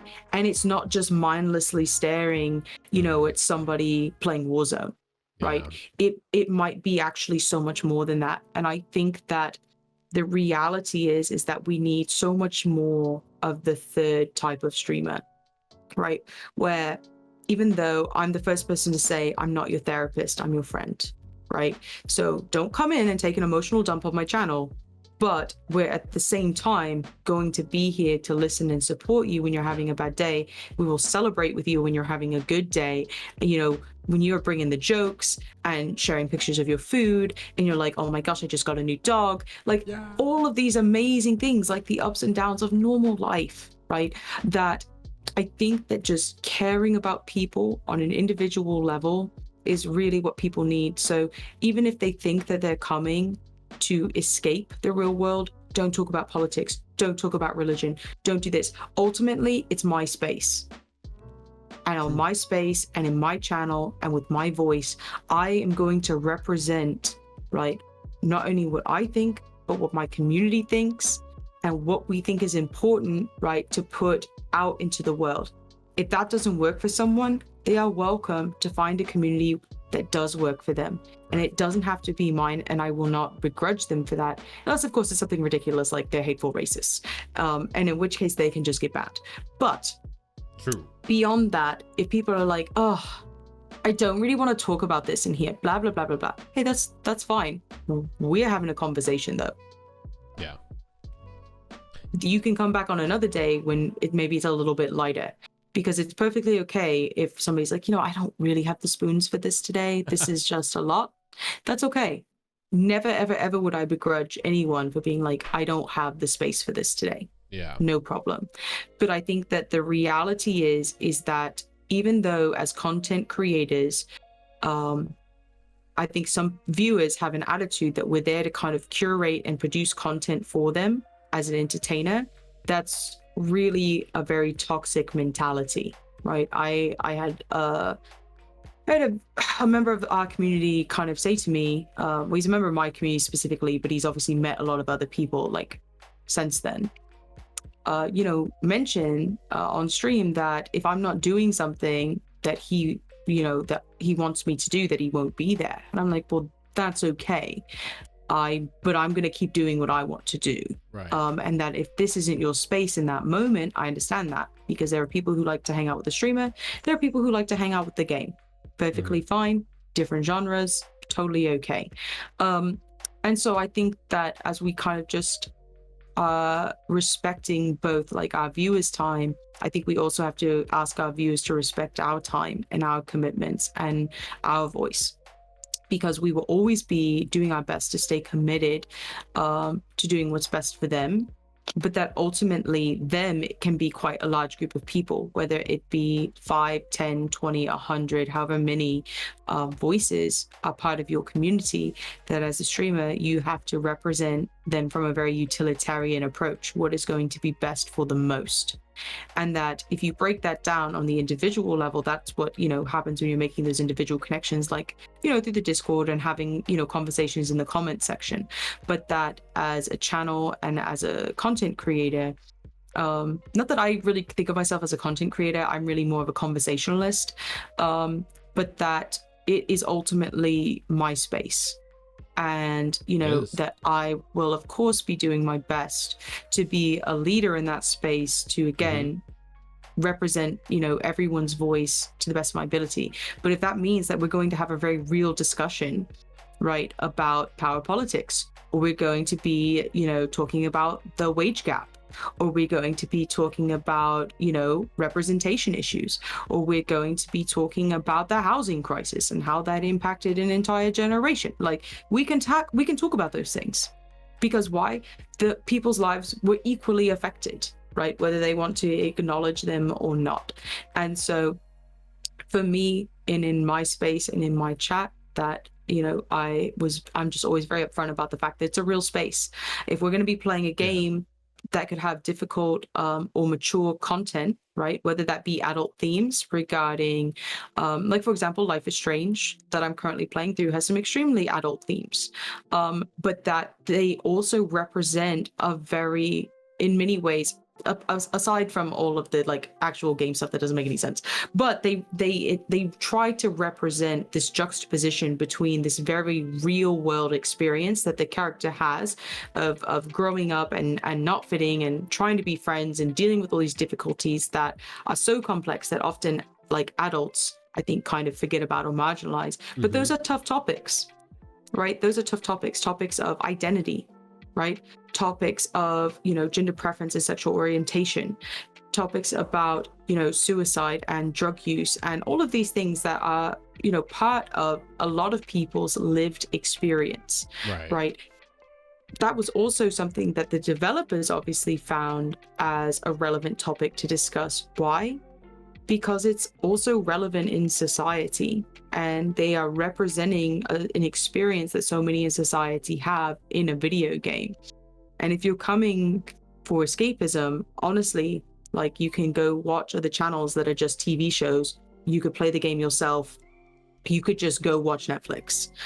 There are other options, and that it's not my job to kind of tailor or curate to the comfort of one person or two people who don't want to have an uncomfortable conversation.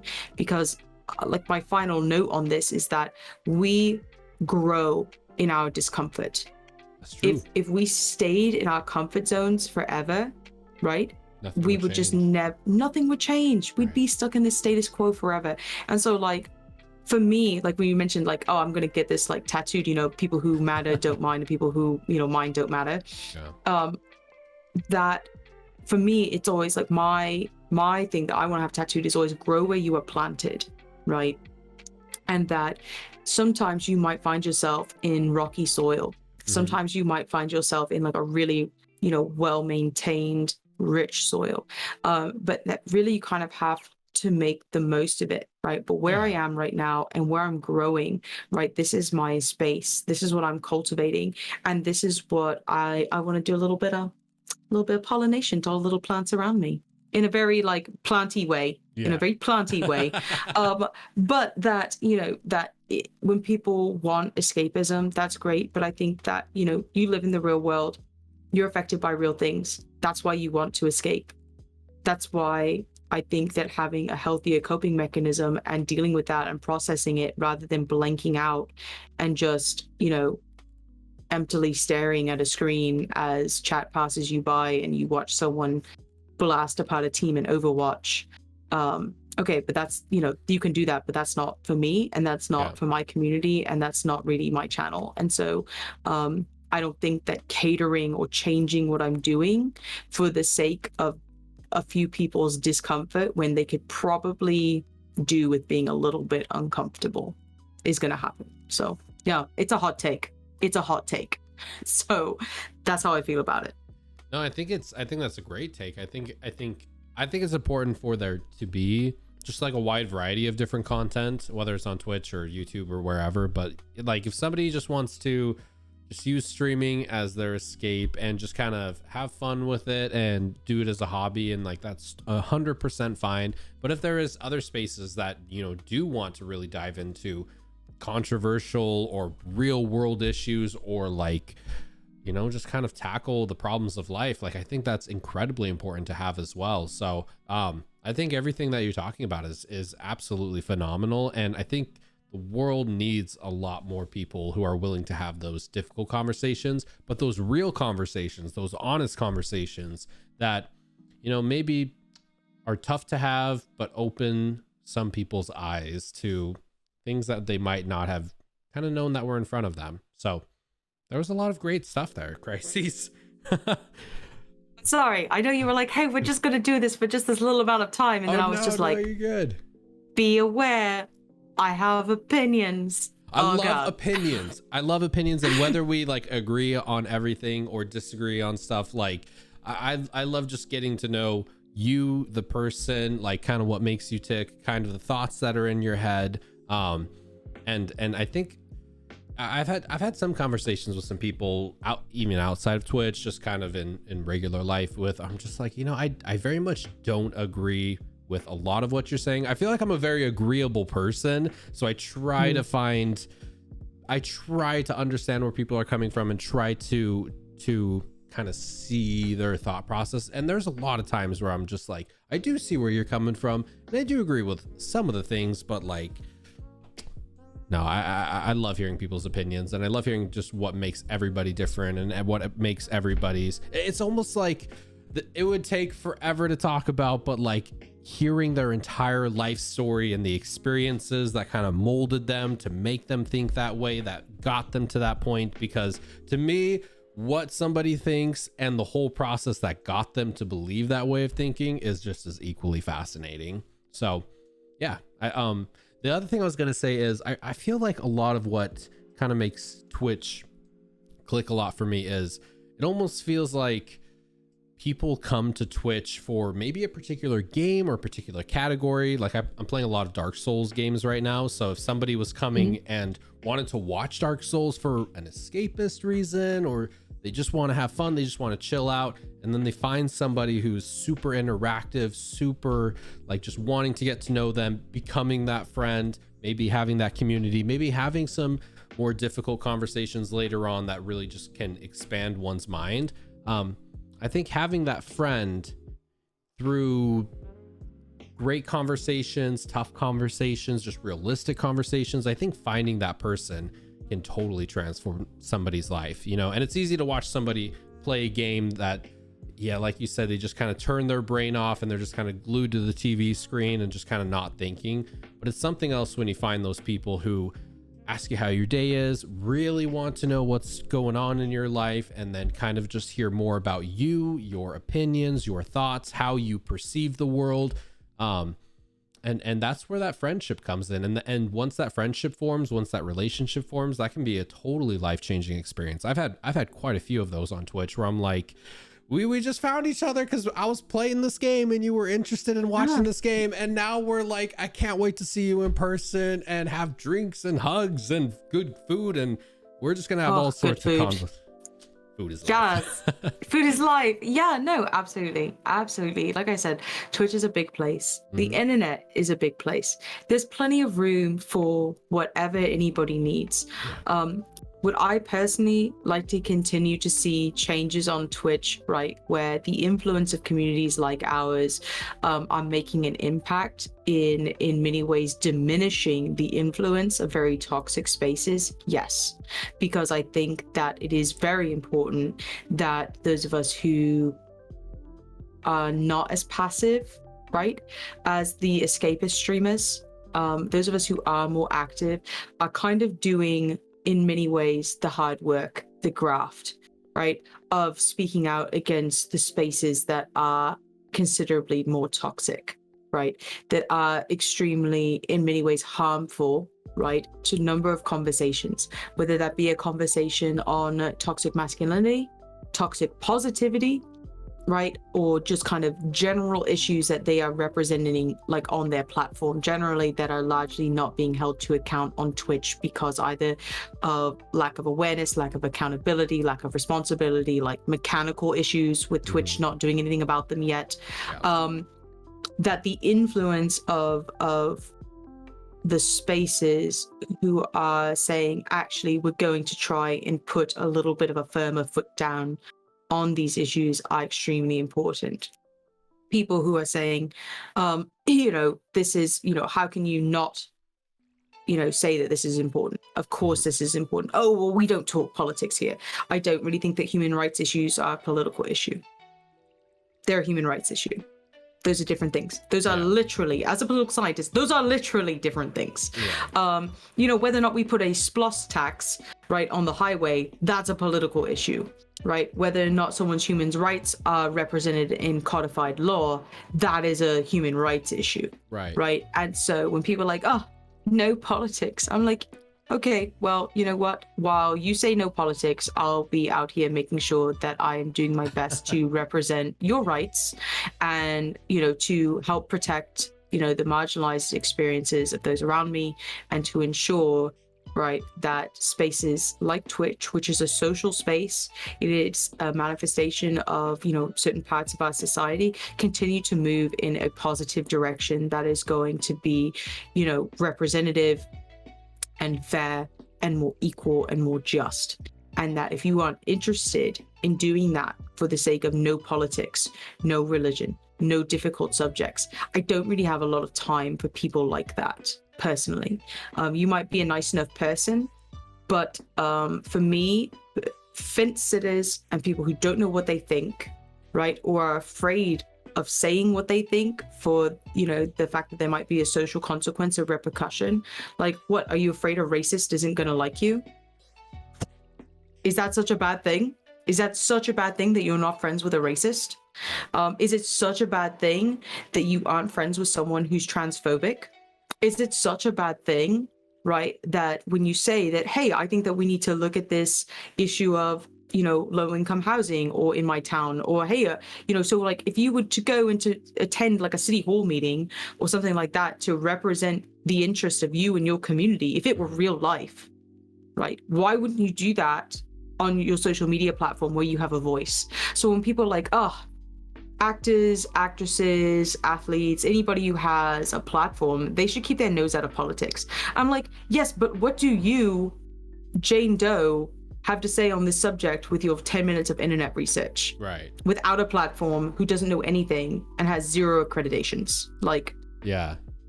Actually, like, here no. in the U.S., there's a lot of rumors going around that Matthew McConaughey might run for governor for Texas, which, like, I don't know. In the past, I used to always be like, I don't think actors and entertainment celebrities should run for political office. Like, I'd want somebody who has been a politician for a long time to run for political office. And I feel like as I've kind of gotten older, I've been like, maybe politicians, I don't know. I feel like just good people who are wise in whatever they do have good, you know, they have good ideas they can bring forth. And so maybe some of the ideas from a politician versus from like an actor bringing forward, they might be different, but sometimes that diversity of opinion, maybe that's exactly what people need, you know? Yeah, I think that ultimately what is important, and what I think a lot of people assume about American politics, is that politicians must be the most qualified, right? Yeah. But they actually aren't. They're not.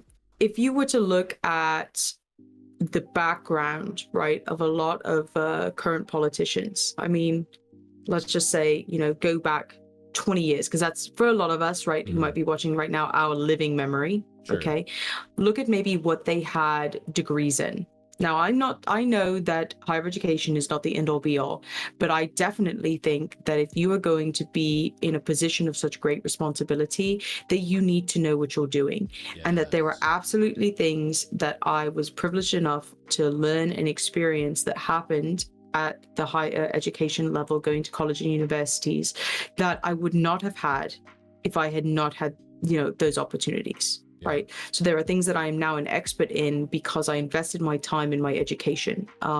That if you are someone who has, for example, a degree in, oh gosh, I don't even know, let's just say music, right? Ooh, and then suddenly you know, hey, right here, I know what that's like. Went back, did something else too, because I was like, oh, wait a minute.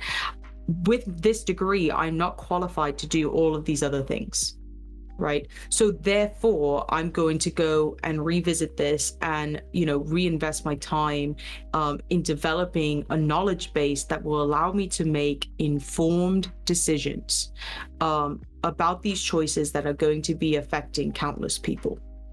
Now, I think politicians in many places, right, everything from the local to the federal level, get away with essentially just being politicians. And people forget about their credentials, like what qualified them to be a politician. I think that always the person who is most qualified in the room, right, should be given a seat at the table. I think that when we do not value what makes them most qualified, the anti-intellectualism that we saw emerge over the past 6 years is hugely problematic. It is hugely problematic that when we say all voices are equal, that we don't acknowledge that actually they aren't, right? That while I value you equally as an individual, that I want the best for your life, how can I help make that happen? That your 10 minutes of internet research is not equal to my 10 years of area field expertise. They are not equal. That I'm not saying that you yourself as an individual, as a person, as a human being is not equal to me. You are equal. You have equal value. I want to see you represented equally. I want to see you benefit equally. But that your voice on this particular issue is not weighted the same as maybe my voice. And I think that that's very hard for people to hear, because the internet in many ways acts like an experiment in what we call direct democracy, which is where everybody's voice is equal. Anybody can post to Reddit, right? Or anybody can post to Facebook, and anyone can post to Twitter. And that tweet, if it resonates with enough people, you know, gains momentum and legitimacy that it actually might not be due. Right. And that legitimacy doesn't come because they might be an area expert or have the merit to be legitimized that way, but just simply because enough other people who might not know anything either agreed with them. Yeah. These are very different things. And so I think that as a political scientist, when my job is to help, you know, inform and educate in many ways, when you're dealing with everyone from politicians at the highest level down to the guy who's behind you in line at the gas station, right? That ultimately you're going to run into always the same issues. And that's people think that they already know, right? They think that they already know everything, that they don't have anything else to learn. And I think that this is just adult issues, you know, ego issues, whatever. But yeah, so I think that it's hard. I think that it shouldn't necessarily be about whether or not someone is a career politician or an actor or anything like that. It's just like, what qualifies you to be the best person for this position? And are you listening to people who might be more qualified than you? I.e., do you have good advisors? Are you listening to people with diverse opinions? Are you getting feedback from your constituents who live in this area where you're going to put in a water treatment plant? Maybe you should ask the people in that neighborhood, like, what's going on there? Like, maybe you should do some research. Maybe you should do a study. And so, you know, I think that when the general public is critical of whether it be streamers or YouTube personalities or, you know, athletes or influencers, of using their platform to start conversations, that's what they do. They represent the voice of their communities, right? And sometimes they're wrong, right? And we've all seen those terrible apology videos, okay? Where they maybe represented their own ideas badly, or they in fact had bad ideas, and they were held to account by their communities and by society as a whole. Great, that's what we should be doing. But also, if you're someone who has a platform available, right, to be making a positive change, to represent voices that otherwise wouldn't be heard, and it doesn't necessarily just have to be on the big heavy topics. It can literally just be like, hey, I think that people's offline behavior, right, should affect whether or not Twitch partners with them, right? We think, oh, right, well, you know, it's not Twitch's problem. They can't control what everyone does offline. And this is a recent update, right? The reason I'm bringing this up to their TOS changes. And that for people who don't pay attention to the Twitch town halls and Twitch TOS updates, you should, especially if you are both, you know, either a user or a creator. But that, guess what? Like, your offline behavior should impact whether or not an organization affiliates with you, and that ultimately Twitch, you know, is still a company. And do they want you representing their brand in many ways, as well as your own brand through them? No. And so, yeah, people need to be held to account. So if you're using your platform to push either narratives, misinformation, hate speech, or any of these kind of other really problematic, toxic, you know, just kind of like narratives generally, then there should be social consequence. If you're also someone in the reverse of that, who is using your platform, right, to help be inclusive, to foster positive changes, to represent marginalized voices, even if you yourself don't have one.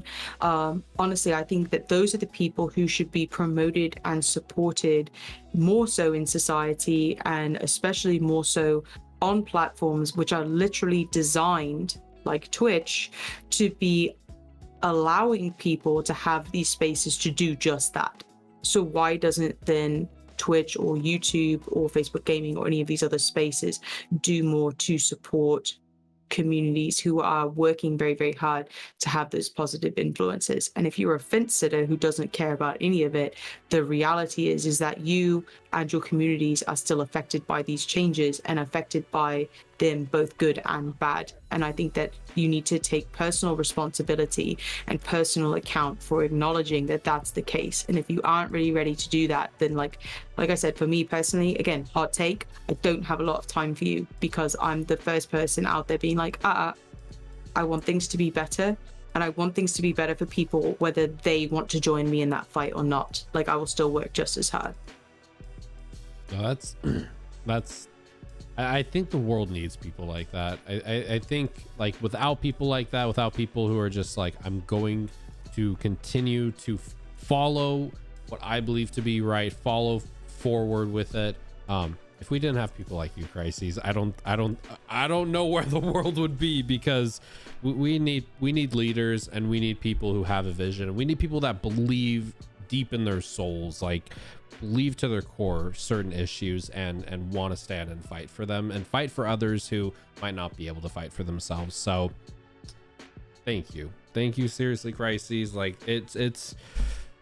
I appreciate you, like, just not even streaming or just for this podcast or anything. Like, I appreciate you as a person. Thank you for having the courage. That's like the best word. Thank you for having the courage, for standing up for what you believe in, because it definitely takes a lot of courage on the internet to do stuff like that, for sure. Oh, the internet is a dangerous place. Yeah. No. Cheers to you, Zeph. I really appreciate it, because obviously I really enjoy everything that you do, and I was just like, oh, this has gotten really heavy. I was like, this has gone very differently, but it's fine. It's fine. We're in it now. Absolutely. It's fine. I'm like stressed and sweating, but like, it's fine. You know what? I believe these things. I'm saying them. Absolutely. Do it.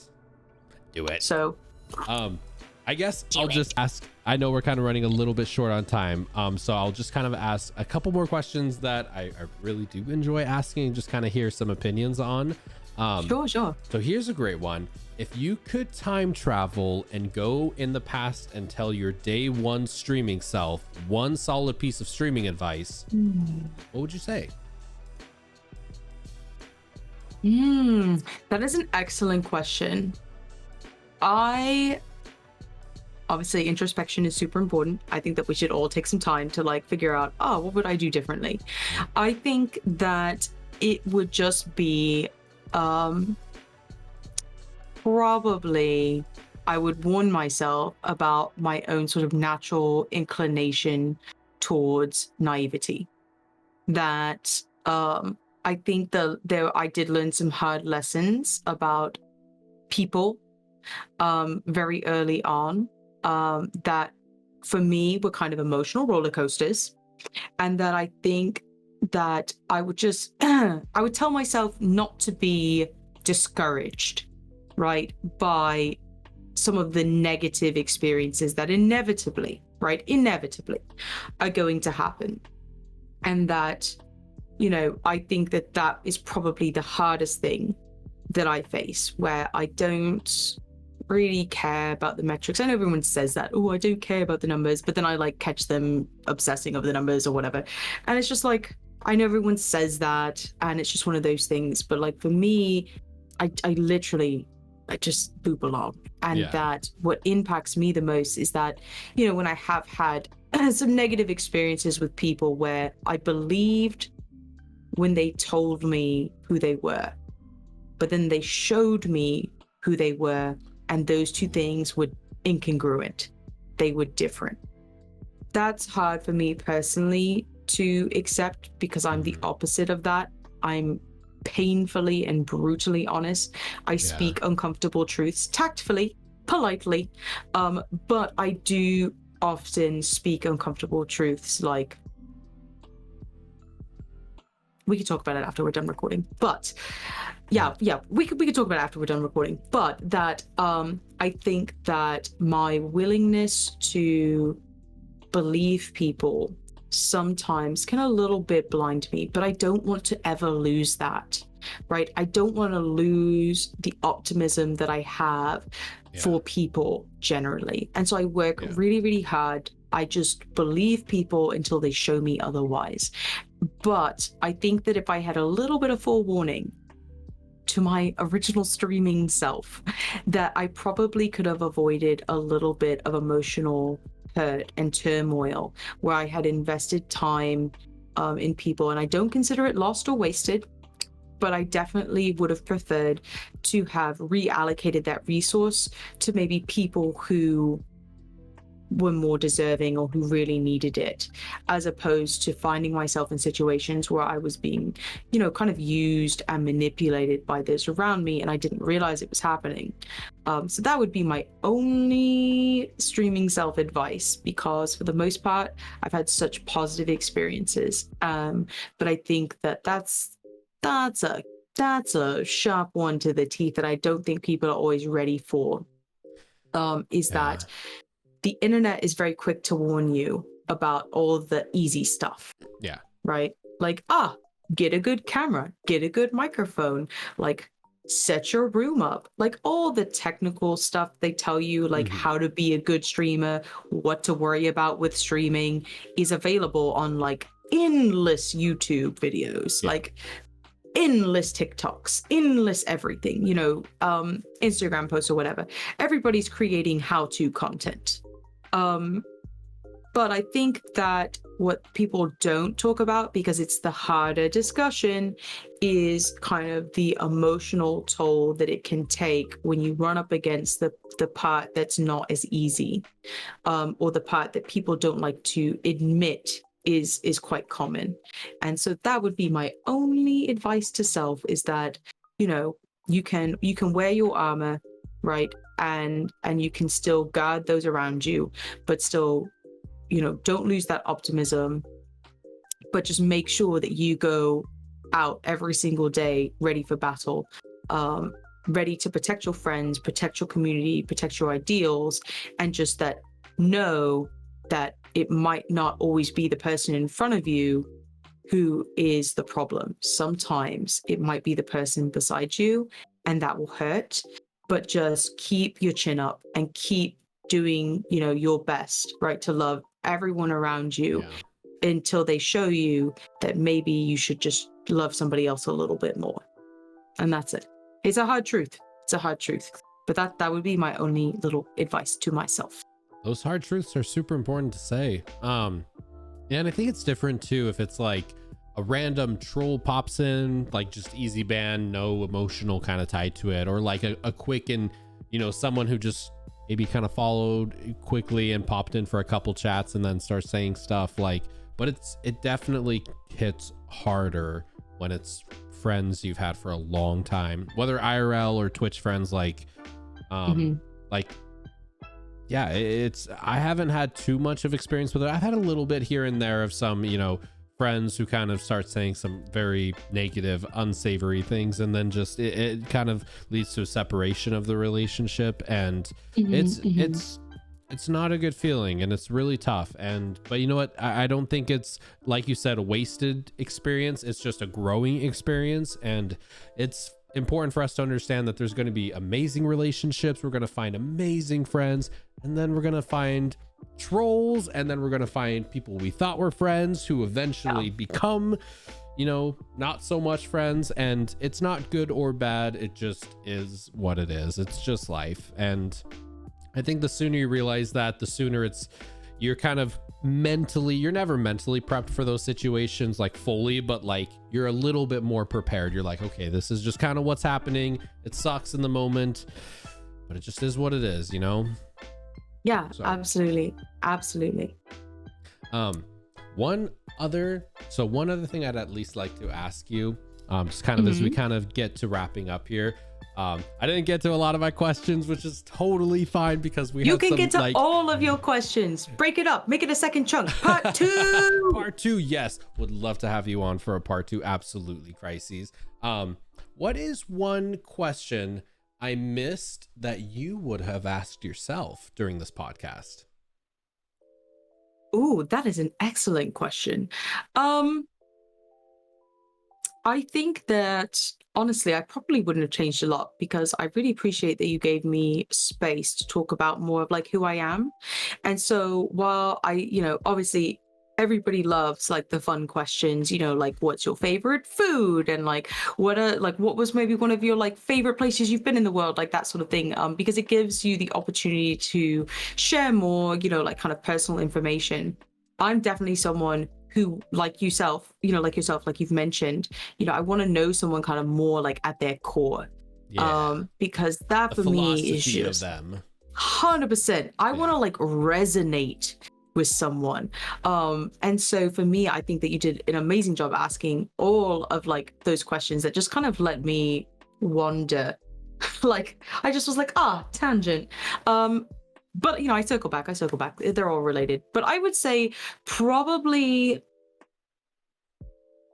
I answered the questions that weren't asked in a way, kind of like, oh, well, like what inspired you to start streaming and, like those sorts of things. So I think that by asking really like good open-ended like questions, as in like, let's get to know Khryseis, I was then like, all right, let me answer all the questions that he doesn't have to like necessarily break up the conversation with like to ask. And we'll cover it all. It'll be fine. So no, honestly, I had like the best time in the conversation, and this was just really, really nice. I feel bad that I did so much talking, but I mean, you did say like, you're the guest, but also I'm like, no, I you know me, I love a chat. Okay, I love a chat, so I will talk and talk and talk and talk and talk. But yeah, I would say, here's a good one. Maybe I would have asked like how I came up with like my Twitch name or something like that. Oh. Yeah, because everyone's screen name obviously is kind of how they like manifest their brand or whatever. Mm-hmm. So like, for example, I know that you had talked previously about how you had like an old YouTube channel, but like it really wasn't working for like what you wanted to do now. So you have like the new YouTube channel, and that makes perfect sense. But obviously like there's a little bit of story there's like history there, and it makes sense as to like, actually, not that it's like a rebranding, but I think that it's like a different facet of who you are, right? So I think that that's always a cool question, like if you kind of find out where someone's name came from or why they picked it, because even if it's a name like Tanker1234, or if it's something like Khryseis, there's going to be a reason that they picked it in the first place. Otherwise it would just read something like, I had to pick something 5. Right. Like, so I think that when people pick their screen names, I think that that's always kind of an interesting insight into who they are and like maybe why they picked it or where they were at that point when they decided on like what it was going to be. So yeah, that would probably be the only other question I would have asked myself. So here I'll swing it kind of back around. What did you have a username that you almost were going to go with and ended up changing it to Khryseis? No, because I'm not that creative. I've always like, I was like always, again, really late to like the video gaming setups and everything. And so when I got my PS3 ages after it came out, it was when they came out. Yeah, definitely when the PS3 kind of got slim, but let's be honest, it's a brick. Okay. That it was my very first time like having kind of like the big fancy console, and I was very excited. And so I sat staring at the PlayStation store when you have to like make your account for hours. So I was then like, okay, but at the time I was kind of like, well, I don't want it to be my name, because obviously people warn you your entire life about like, don't use your name on the internet. Right. And so I was like, okay, well, I have to pick something. And I'll just tell the story now, because when I was a young teenager in high school, I read a book by Ayn Rand, and obviously I know she's quite a controversial author for some people, but one of her very early works is called Anthem. And the protagonist, he has a partner and he calls her the Golden One. And because I'm like really into political philosophy and philosophy generally, I decided to go and pick the name Khryseis because it means like golden in ancient Greek. And so that's why I picked it, because both like I was like really into her as an author. Like The Fountainhead is one of my favorite books, and that was one of the very first works of hers I ever read when I was like 14. And yeah, so I picked Khryseis because it means golden in ancient Greek, and it kind of harkens to my, I don't know, like deep set need to explain the universe. And that also, you know, again, like his, you know, calling his partner the golden one, I kind of just like, I'm a romantic at heart. Okay. And so like that sort of like relationship and things. So yeah, so I picked Khryseis, and then that has always been my handle on everything. Nice. Because I'm just like not, I'm a little bit too not abstract brained to be like, let me do something different. I was just like, this is my gaming name, like I don't have another one, so I guess this is it. And then the only thing I did once was that I swapped the spelling of the I and the E around a couple times. So every time I could change my name, I would. That way I would see if anybody noticed. But nobody noticed, and I just like annoyed myself. And so I was like, right, no one notices, I'm just going to swap it. And so I obviously just spell it correctly, and 0529 is my birthday, because some sort of inactive account somewhere that hasn't been used ever is Khryseis without numbers. I know, I'm devastated. But yeah, so it's just Khryseis0529, and I'll probably never really change it, because then I'd have to go and do technical stuff that honestly I don't like spending a lot of time on. So moving everything over, oh gosh, I can only imagine like the stress. But yeah, exactly. So I was just like, well, this is it. Moving from Streamlabs OBS to like regular OBS was like just a total nightmare a few months back. So like I'm the same way. I'm like, once it's set up, I'm gonna try everything in my power to not change again unless like something crashes and you have to do it. I'm the same way. So I like started when I first started streaming. Obviously I don't have any graphic design experience. I never even took an art class before. And so I like made, you know, my overlays and my logo and stuff. And then I decided that in my brain, I was like, I'm going to make custom overlays for every single game that I play. Right. So like I had made all those really cool things that I did like in Spiritfarer and stuff. Yeah. No problem. Right. And then I did it for a couple other games as well. And then I was just like, this is exhausting and I can't do this. I guess I need to make like some quote unquote branded content. And then it was at that time that I decided to change to kind of more like the current setup that I have. So I redesigned my logo. I like redesigned everything. But then when, you know, I was blessed my community with the new computer, I then decided at that time I was going to switch, like you, from Streamlabs OBS over to regular OBS, because obviously the overhead on the CPU usage and a lot of technical things that 6 months ago I would have known nothing about. But now I'm over here like watching my temperatures and like making sure that everything is fine. And, you know, that all of a sudden I was just like, well, I guess I need to be in OBS. But obviously you lose some functionality, gain other functionality, you know, different things, you know, like that. And the undo button. Why? No one. Why? It is actually coming in the next update. It's coming. And when I saw that, it was like, oh my God, I'm going to flip my desk over in excitement. No, not the new desk. You can't flip the new desk. It's too big. It's too big. It actually is. But yeah. You're like, no, really, it is huge. Yeah, exactly. I'm really excited like for some things like that. But like some functionality that I miss, for example, from Streamlabs OBS is that there is the I guess there's like a transparent overlay where you can have the Twitch chat shown, right? That comes up and it appears over the game, even in full screen.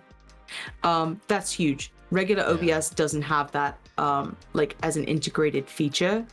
And so they just like assume you're going to have a second monitor. And as someone who, when I was first streaming, I had just, you know, the laptop, that was something that like I wouldn't have really been able to do because I was using my phone as a webcam.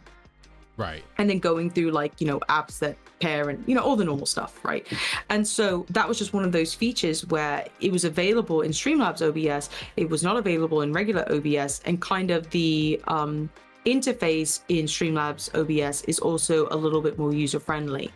And so I think that that made it very accessible for when you first start streaming.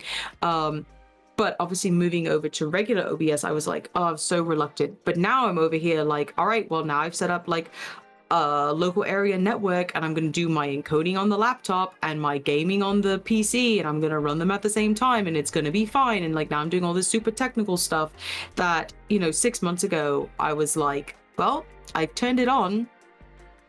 Yeah. Hello? So I understand that. Like even moving from like one software to another is just daunting. And so then, even like for me being like, well, I guess this is the name I just have forever now. It will just never change, because that would mean I'd have to like change all these accounts and like remember things and like make new emails. And I was just like, nope. Too much. It could just be what it is. Too much. It could just be what it is. And it's totally fine. So it's just my birthday. So it's not like I've picked like a random day that's extra significant. It's just like a normal significant day. So I've actually thought something similar about oh, I totally just had like a brain fart moment. Oh my goodness, like totally just slipped right off the top of my head. But I can't even remember, my brain just stopped working. That's okay. Yeah, Streamlabs is really, really cool. Oh, what I was gonna say, like one of the things I absolutely loved about Streamlabs was there's this feature in it where you can like whatever is recording, you can have like sources turn off. So like let's say we're doing a podcast like this live and all the sub alerts, follow alerts, all of those things are going off. In Streamlabs you could actually have those only show up on the live stream, and then the recording of it would not show up on. So yeah, there's a couple things I definitely miss about it, but it's one of those things where it's just like you win some, you lose some. It's just software. I've kind of been thinking about trying to get off of like Adobe software suite, because I hate the aspect of like paying monthly for like the entire Adobe suite with like Premiere Pro and Photoshop and stuff. And it's like I was thinking about buying Final Cut on Mac OS, like one-time purchase, but I'm like, I'm gonna get a PC. It's not available on Mac OS, and it's like I'm so used to Adobe's entire suite like connecting with each other. Why does stuff gotta be so convenient sometimes? Yeah, I definitely think that so like I have access to the Adobe suite as well, and it's a skill set that I literally, just like with computer stuff, I have zero experience in. I've not done anything with it. In fact, like I'm really excited to do something similar to what we're doing but less detailed with Super Murgatroyd on Thursday. And I was excited to see Love Super Mr. Super. Crew. And but he was just like, hey, I'm gonna need like a channel trailer or like a Twitch like clip montage, and I was like, I was like, okay, yeah, I could do that. Immediately stress sweating and just like watching like Premiere tutorials on YouTube, and I'm like, I can't do it. Yeah. So yeah, I definitely think that obviously like there are some things that are going to be easier, but like if you do have so much experience in Adobe or like with a specific software, I will say that obviously part of the reason it costs what it does is because of what it can do, what it offers, the integration, like the Creative Cloud, versus where otherwise you're stuck paying for basically different software sets, even if it isn't a big one-off payment, that maybe you have to then take additional steps. Maybe there's a compatibility issue. Maybe it doesn't look as good when it ports over, versus where like with Adobe, like it's guaranteed. So in the same way that some people are very pro Apple, right? Because they go, but if I have an Apple Watch and an Apple computer and an Apple phone and an Apple this and Apple TV, then they're like, they all just work together. They all work together seamlessly. I think that is something. Yeah. See, so I'm that person. I think that Adobe does that, and I think that despite how difficult it is, it's extremely powerful software. I agree. Right. So when you have people editing proper Hollywood movies in Premiere, right, and doing so much more than me just over here going, so I put one clip in this one, and then now this one is in the next row, but their little butts line up. Like, but then there are other people who have just like pages and things open and like hours of content that they're producing, and like it's incredible, you know, the rendering that's happening and the power of Adobe. So I think that while the monthly cost is obviously expensive and, you know, kind of it seemingly is wildly inconvenient compared to a single one-off price, I think that if you are an active content creator who is producing right on so many different platforms, it also would, you know, it offers you so many other options, you know, so having access to Photoshop, having access to Lightroom, having access to the animated series that they also have available, so that, you know, then allows you to either create, let's say you wanted to build your own rig, right, for a VTubing thing, right? Or if you wanted to animate your overlays or create a stinger, right? All of those things are possible to do yourself without necessarily having to pay someone on Fiverr to come up with something terrible. Right. And so I think that those are the sorts of things that Adobe offers. And this video is in no way sponsored by Adobe, but that I think that yeah, you're like, make that happen, but really make that happen. But yeah, I think that it's very tempting, and that there are amazing free softwares that are available out there. But I think that you do lose performance, you do lose like the outcome, you know, that you can get. And I think that ultimately, if you are someone who is going to be taking your content creation to this next kind of professional level, that I would personally probably stay with Adobe, just from feedback that I've heard, you know. And I think that when a lot of bigger names might plug alternatives out on the internet, those are sponsored videos. You know, there's no way that they're not getting kickback. And so they can say what they want. It's no different than someone being like, buy this shampoo, it's wonderful. And I'm like, but do you use that shampoo to produce this video that you're doing like right now? You know, so it's like, so you want to plug the software, you say that you're making it for this video, but like, I know that all your other content isn't made this way. So like, so I would just always say take it with a grain of salt. And that while Adobe offers a lot of amazing features, and yes, it comes at this associated cost, that if you were to add up, right, the cumulative cost of buying all of these other things separately, where would that leave you? And like you said, like you want to get a gaming PC built.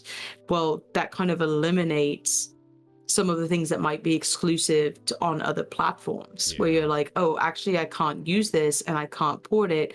What am I going to do? And that ultimately, like your gaming PC and that Adobe are going to have rendering powers that other things just don't have.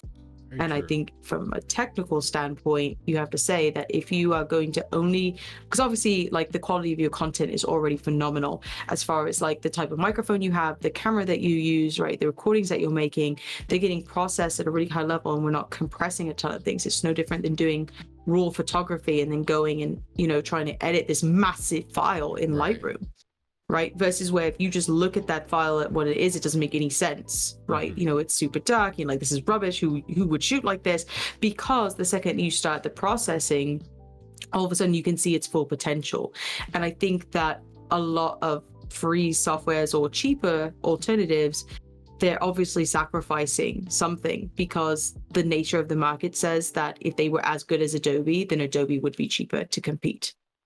Oh, I 100% agree, Yeah, but like Adobe doesn't have to be cheaper, because it knows that it's better, and it knows that what the other brands are sacrificing in order to offer it at that lesser price, they aren't willing to make that compromise. So like this is what it costs. And if you want to produce content of this quality, or the potential to have this quality, then like this is what you need. So like bite the bullet or stand in front of it, like that. Like those are your options. So it stinks though, because it is expensive. It is, yeah. I think like Apple and Adobe and even like Elgato, they're kind of in this headspace where it's like, we just want to create the absolute best product that works seamlessly with all of our other products in this like perfect ecosystem. And we're going to charge a premium for it because we're going to constantly update it, provide new features. It is great right out of the gate. And you know, I think there is a premium to be paid for it. One reason I'm actually like 100% probably gonna stick with Adobe Premiere is I just got access to like this beta program from them, where you can put like video files like this into an AI algorithm, and it transcribes the entire video and creates subtitles just like completely off a whim. and it is pretty much the only thing it gets wrong is like Zephyr's XP or like names that you can go in and kind of like edit, but it does like a 99.9% amazing job. So like all the subtitles I have for the podcast and even like clips I've been doing have all been made with it, and I'm just like, this is crazy that a computer machine is hearing our voices and even designating like speaker 1, speaker 2, and it's smart enough to know. And AI stuff just totally blows my mind. That's a whole deep dive conversation in and of itself, but AI stuff is like amazing. I'm so fascinated with AI stuff. Yeah, no, same. Can't wait to see what it's gonna be like in like 10 years. Oh, I know. I think that sometimes like when we realize that we're like the same distance from kind of like catastrophic global events, right? Yeah. Than we are from like where we are now with computers. And when people are like, wait a minute, so we're like the same distance from this time where we had nothing to now where we have everything. Like, that's shocking. Like, it was the same period of time. And if you look at like the way that we're in this kind of positive feedback loop of the way that technology builds on itself and tech creates tech, that it's really fascinating. So like things will only like continue to improve, continue to get better, and the only thing that really limits us is obviously like finite resources. But yeah, no, it's absolutely fascinating. I could deep dive on this. But yes, no, absolutely. I love it. So I mean, like I said, I'm glad you're sticking with Adobe, and that sounds like honestly like such an amazing feature, because I think accessibility is such like an important thing. So I 100% agree with that. I think just making consumption of not even just content, just consumption of life as easy as possible for every single person, even if it's like 0.0001% of people use that feature or something, like, you know, taking the time to create products or create services that allow for those people to have access and to be able to share with the rest of the world, it's going to make their entire day, it's going to make their lives better, it's going to make everything better for them. And like we talked about earlier, even if you go out and just make one person's day better, that is one person that's having a better day because of you, that learned something new because of you, that had an epiphany or had just a huge positive impact on their life because of you.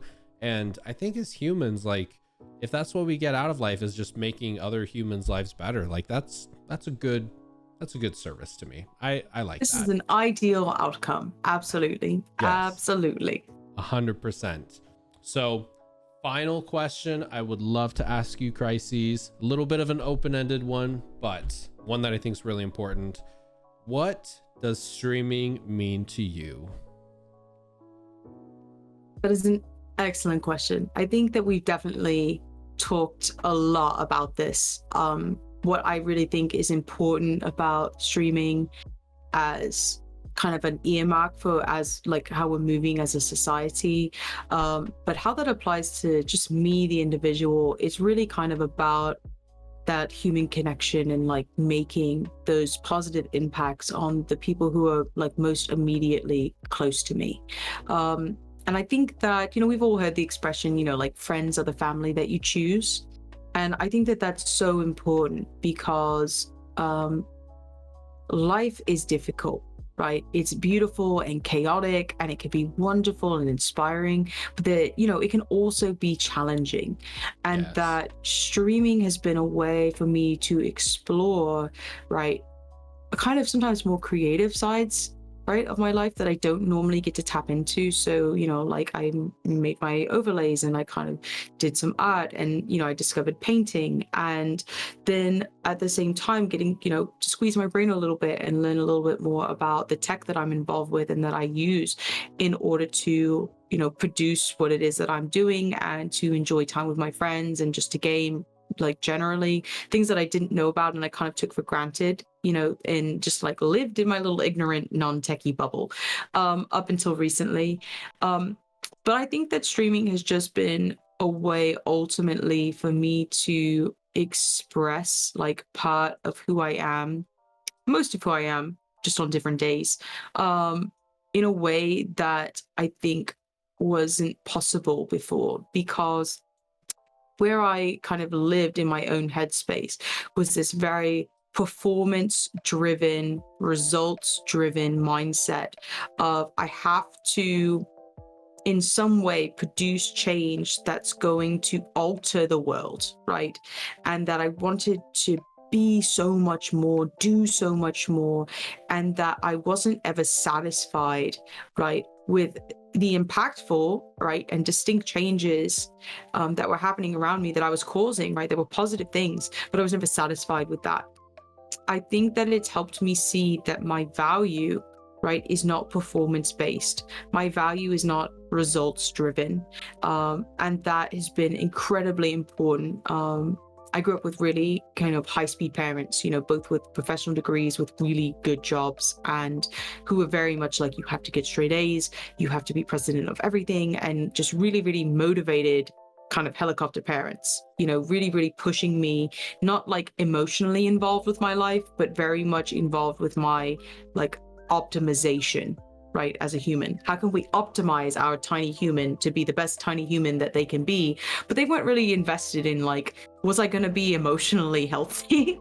They were just more like, how can she contribute to the world in a way that's, you know, going to have a positive impact? And the way that they looked at that was very performance based. And so I, for many, many years, like my entire life, had set my value about who I was as a person based on my credentials, based on my performance, and based on my impact. That is so toxic. And that's not how we should look at ourselves. And so it's like, if I didn't treat people around me that way, then why was I treating myself that way? And I think that streaming has allowed me to kind of explore parts of, I think, kind of my own emotional development, right, with the support of my friends, right, and be able to have, you know, the conversations that I'm good at, which is, you know, all the stuff that we've talked about in the podcast, but also do the stuff that I'm not good at, right, to be challenged in new ways, right, to challenge myself in new ways. And so for me, streaming has opened a lot of doors that I personally had just kept firmly bolted shut. And so I think that it's important that in any time that you are exploring kind of a new part of yourself through a hobby, right, whether that be you discover art or music or rock climbing or you know, whatever, that's tapping into part of you, right, that you want to get to know. And so I think that streaming has kind of allowed me to be more expressive than I had really gotten to be in a very long time, because I was always in like a really professional setting, always working, always at school, whether as a student or teaching or whatever, or in a leadership position. It allowed me to have the space to make personal connections that were not linked with my performance, right? That people wanted to be my friend because they wanted to actually just maybe get to know me or be my friend. And they didn't have me around simply because I was good at my job, or because I was really smart, or because, you know, I was a good speaker, or, you know, that I wasn't a utility to people, right? And I think that for a long time, the way that I looked at myself was from a very utility standpoint. And so streaming has just really opened kind of so many doors for me as far as like addressing some of that. So even as much as I spend so much time talking about the impact that I want streaming to have on others and on our community, and that it's very much driven by my desire to make things better, to do better, for people to be better, that I also want to be better. And that doesn't mean metrics. It doesn't mean partner. It doesn't mean sponsorships. It just means that literally the impact and the relationship that I have with my friends, and most importantly with myself, has improved so significantly because of streaming. And so I would just encourage people that it doesn't have to be streaming. It can literally be anything. That as you're exploring these parts of your life that you're passionate about, allow yourself to be passionate. Allow yourself to have fun and to care and to connect, not just with the world around you, but with yourself and why you're doing it and why you're there. And I think that that's honestly what streaming has done for me in a way that nothing had really like tapped into before. Because even music, you know, for me was something, while I really enjoy it, it was still performance based, right? It was still about not necessarily my experience, but about like what I could produce. And so even something that you think is a creative hobby still wasn't really doing for me what it maybe needed to do. And yet here streaming is this kind of random thing that people were like, you should just do this. And I was like, I can't do this, I don't have any of the stuff. And then people, you know, were extremely generous and they're like, we're going to help you get some stuff, and then we think that you should do this because we value you, we value your voice, we value your ethos, and we want to see people like you represented on the platform, and we're going to help you do that. And then I in turn want to see people represented on the platform who are like me. And so yeah, I think streaming has just enabled that in a way that I really didn't expect, and I'm honestly just like so grateful for, and I was so surprised by that. For me, every single day is inspiring, and I know it sounds cliche and cheesy, but I can really only see it as being a positive for me. Despite adversity, despite challenges, I only have positive things to say. And so I will hopefully continue to stream literally as long as I possibly can, as long as I have a community both to support and who supports me, and friends. And honestly, like, we kind of have a mission, and we're kind of we do stuff and things, and kind of like I say in my bio, like, I don't have anything else to add except that I'm enthusiastic, and I will forever just move from one point to the next very enthusiastically, and I just never want to lose that enthusiasm. So that's why I stream. Don't ever lose that enthusiasm, because that is something incredibly special and something that I absolutely have adored about getting to know you over the months. The conversation on podcast tonight, it's just been an absolute pleasure hanging out with you, Khryseis. One last final thing though, where can all of our viewers and all of our listeners connect with you online, Khryseis? Absolutely. Thank you so much again for hosting this podcast. And I really appreciated your time and the time of the audience here as well. You guys are all welcome to come find me.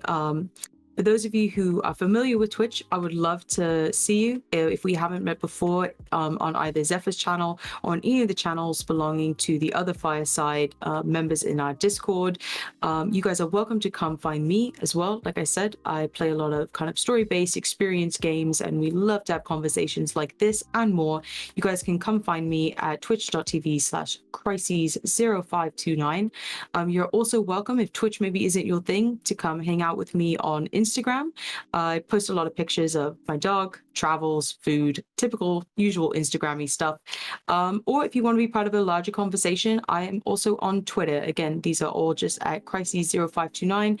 You're welcome to see the spelling for that and links for that down below in the description. And I would love for you guys to come hang out. And I'd love to get to know you a little bit more. You can get to know me a little bit more if you're interested. So thanks so much. Thank you all so much for watching and listening to this week's episode of the Zephcast. If you haven't done so already, please be sure to smash that beautiful like button for the wonderful YouTube algorithm. It really does help the channel out a lot. And if you want to see more of your favorite content creators, streamers, and podcasters in the near future, consider subscribing. It's absolutely free to do so, and we'll be having even more content coming up soon. Thank you again for watching. Thank you so much, Khryseis, for hanging out tonight and conversating. And I will catch you all in next week's episode. Much love, friends. Thank you so much.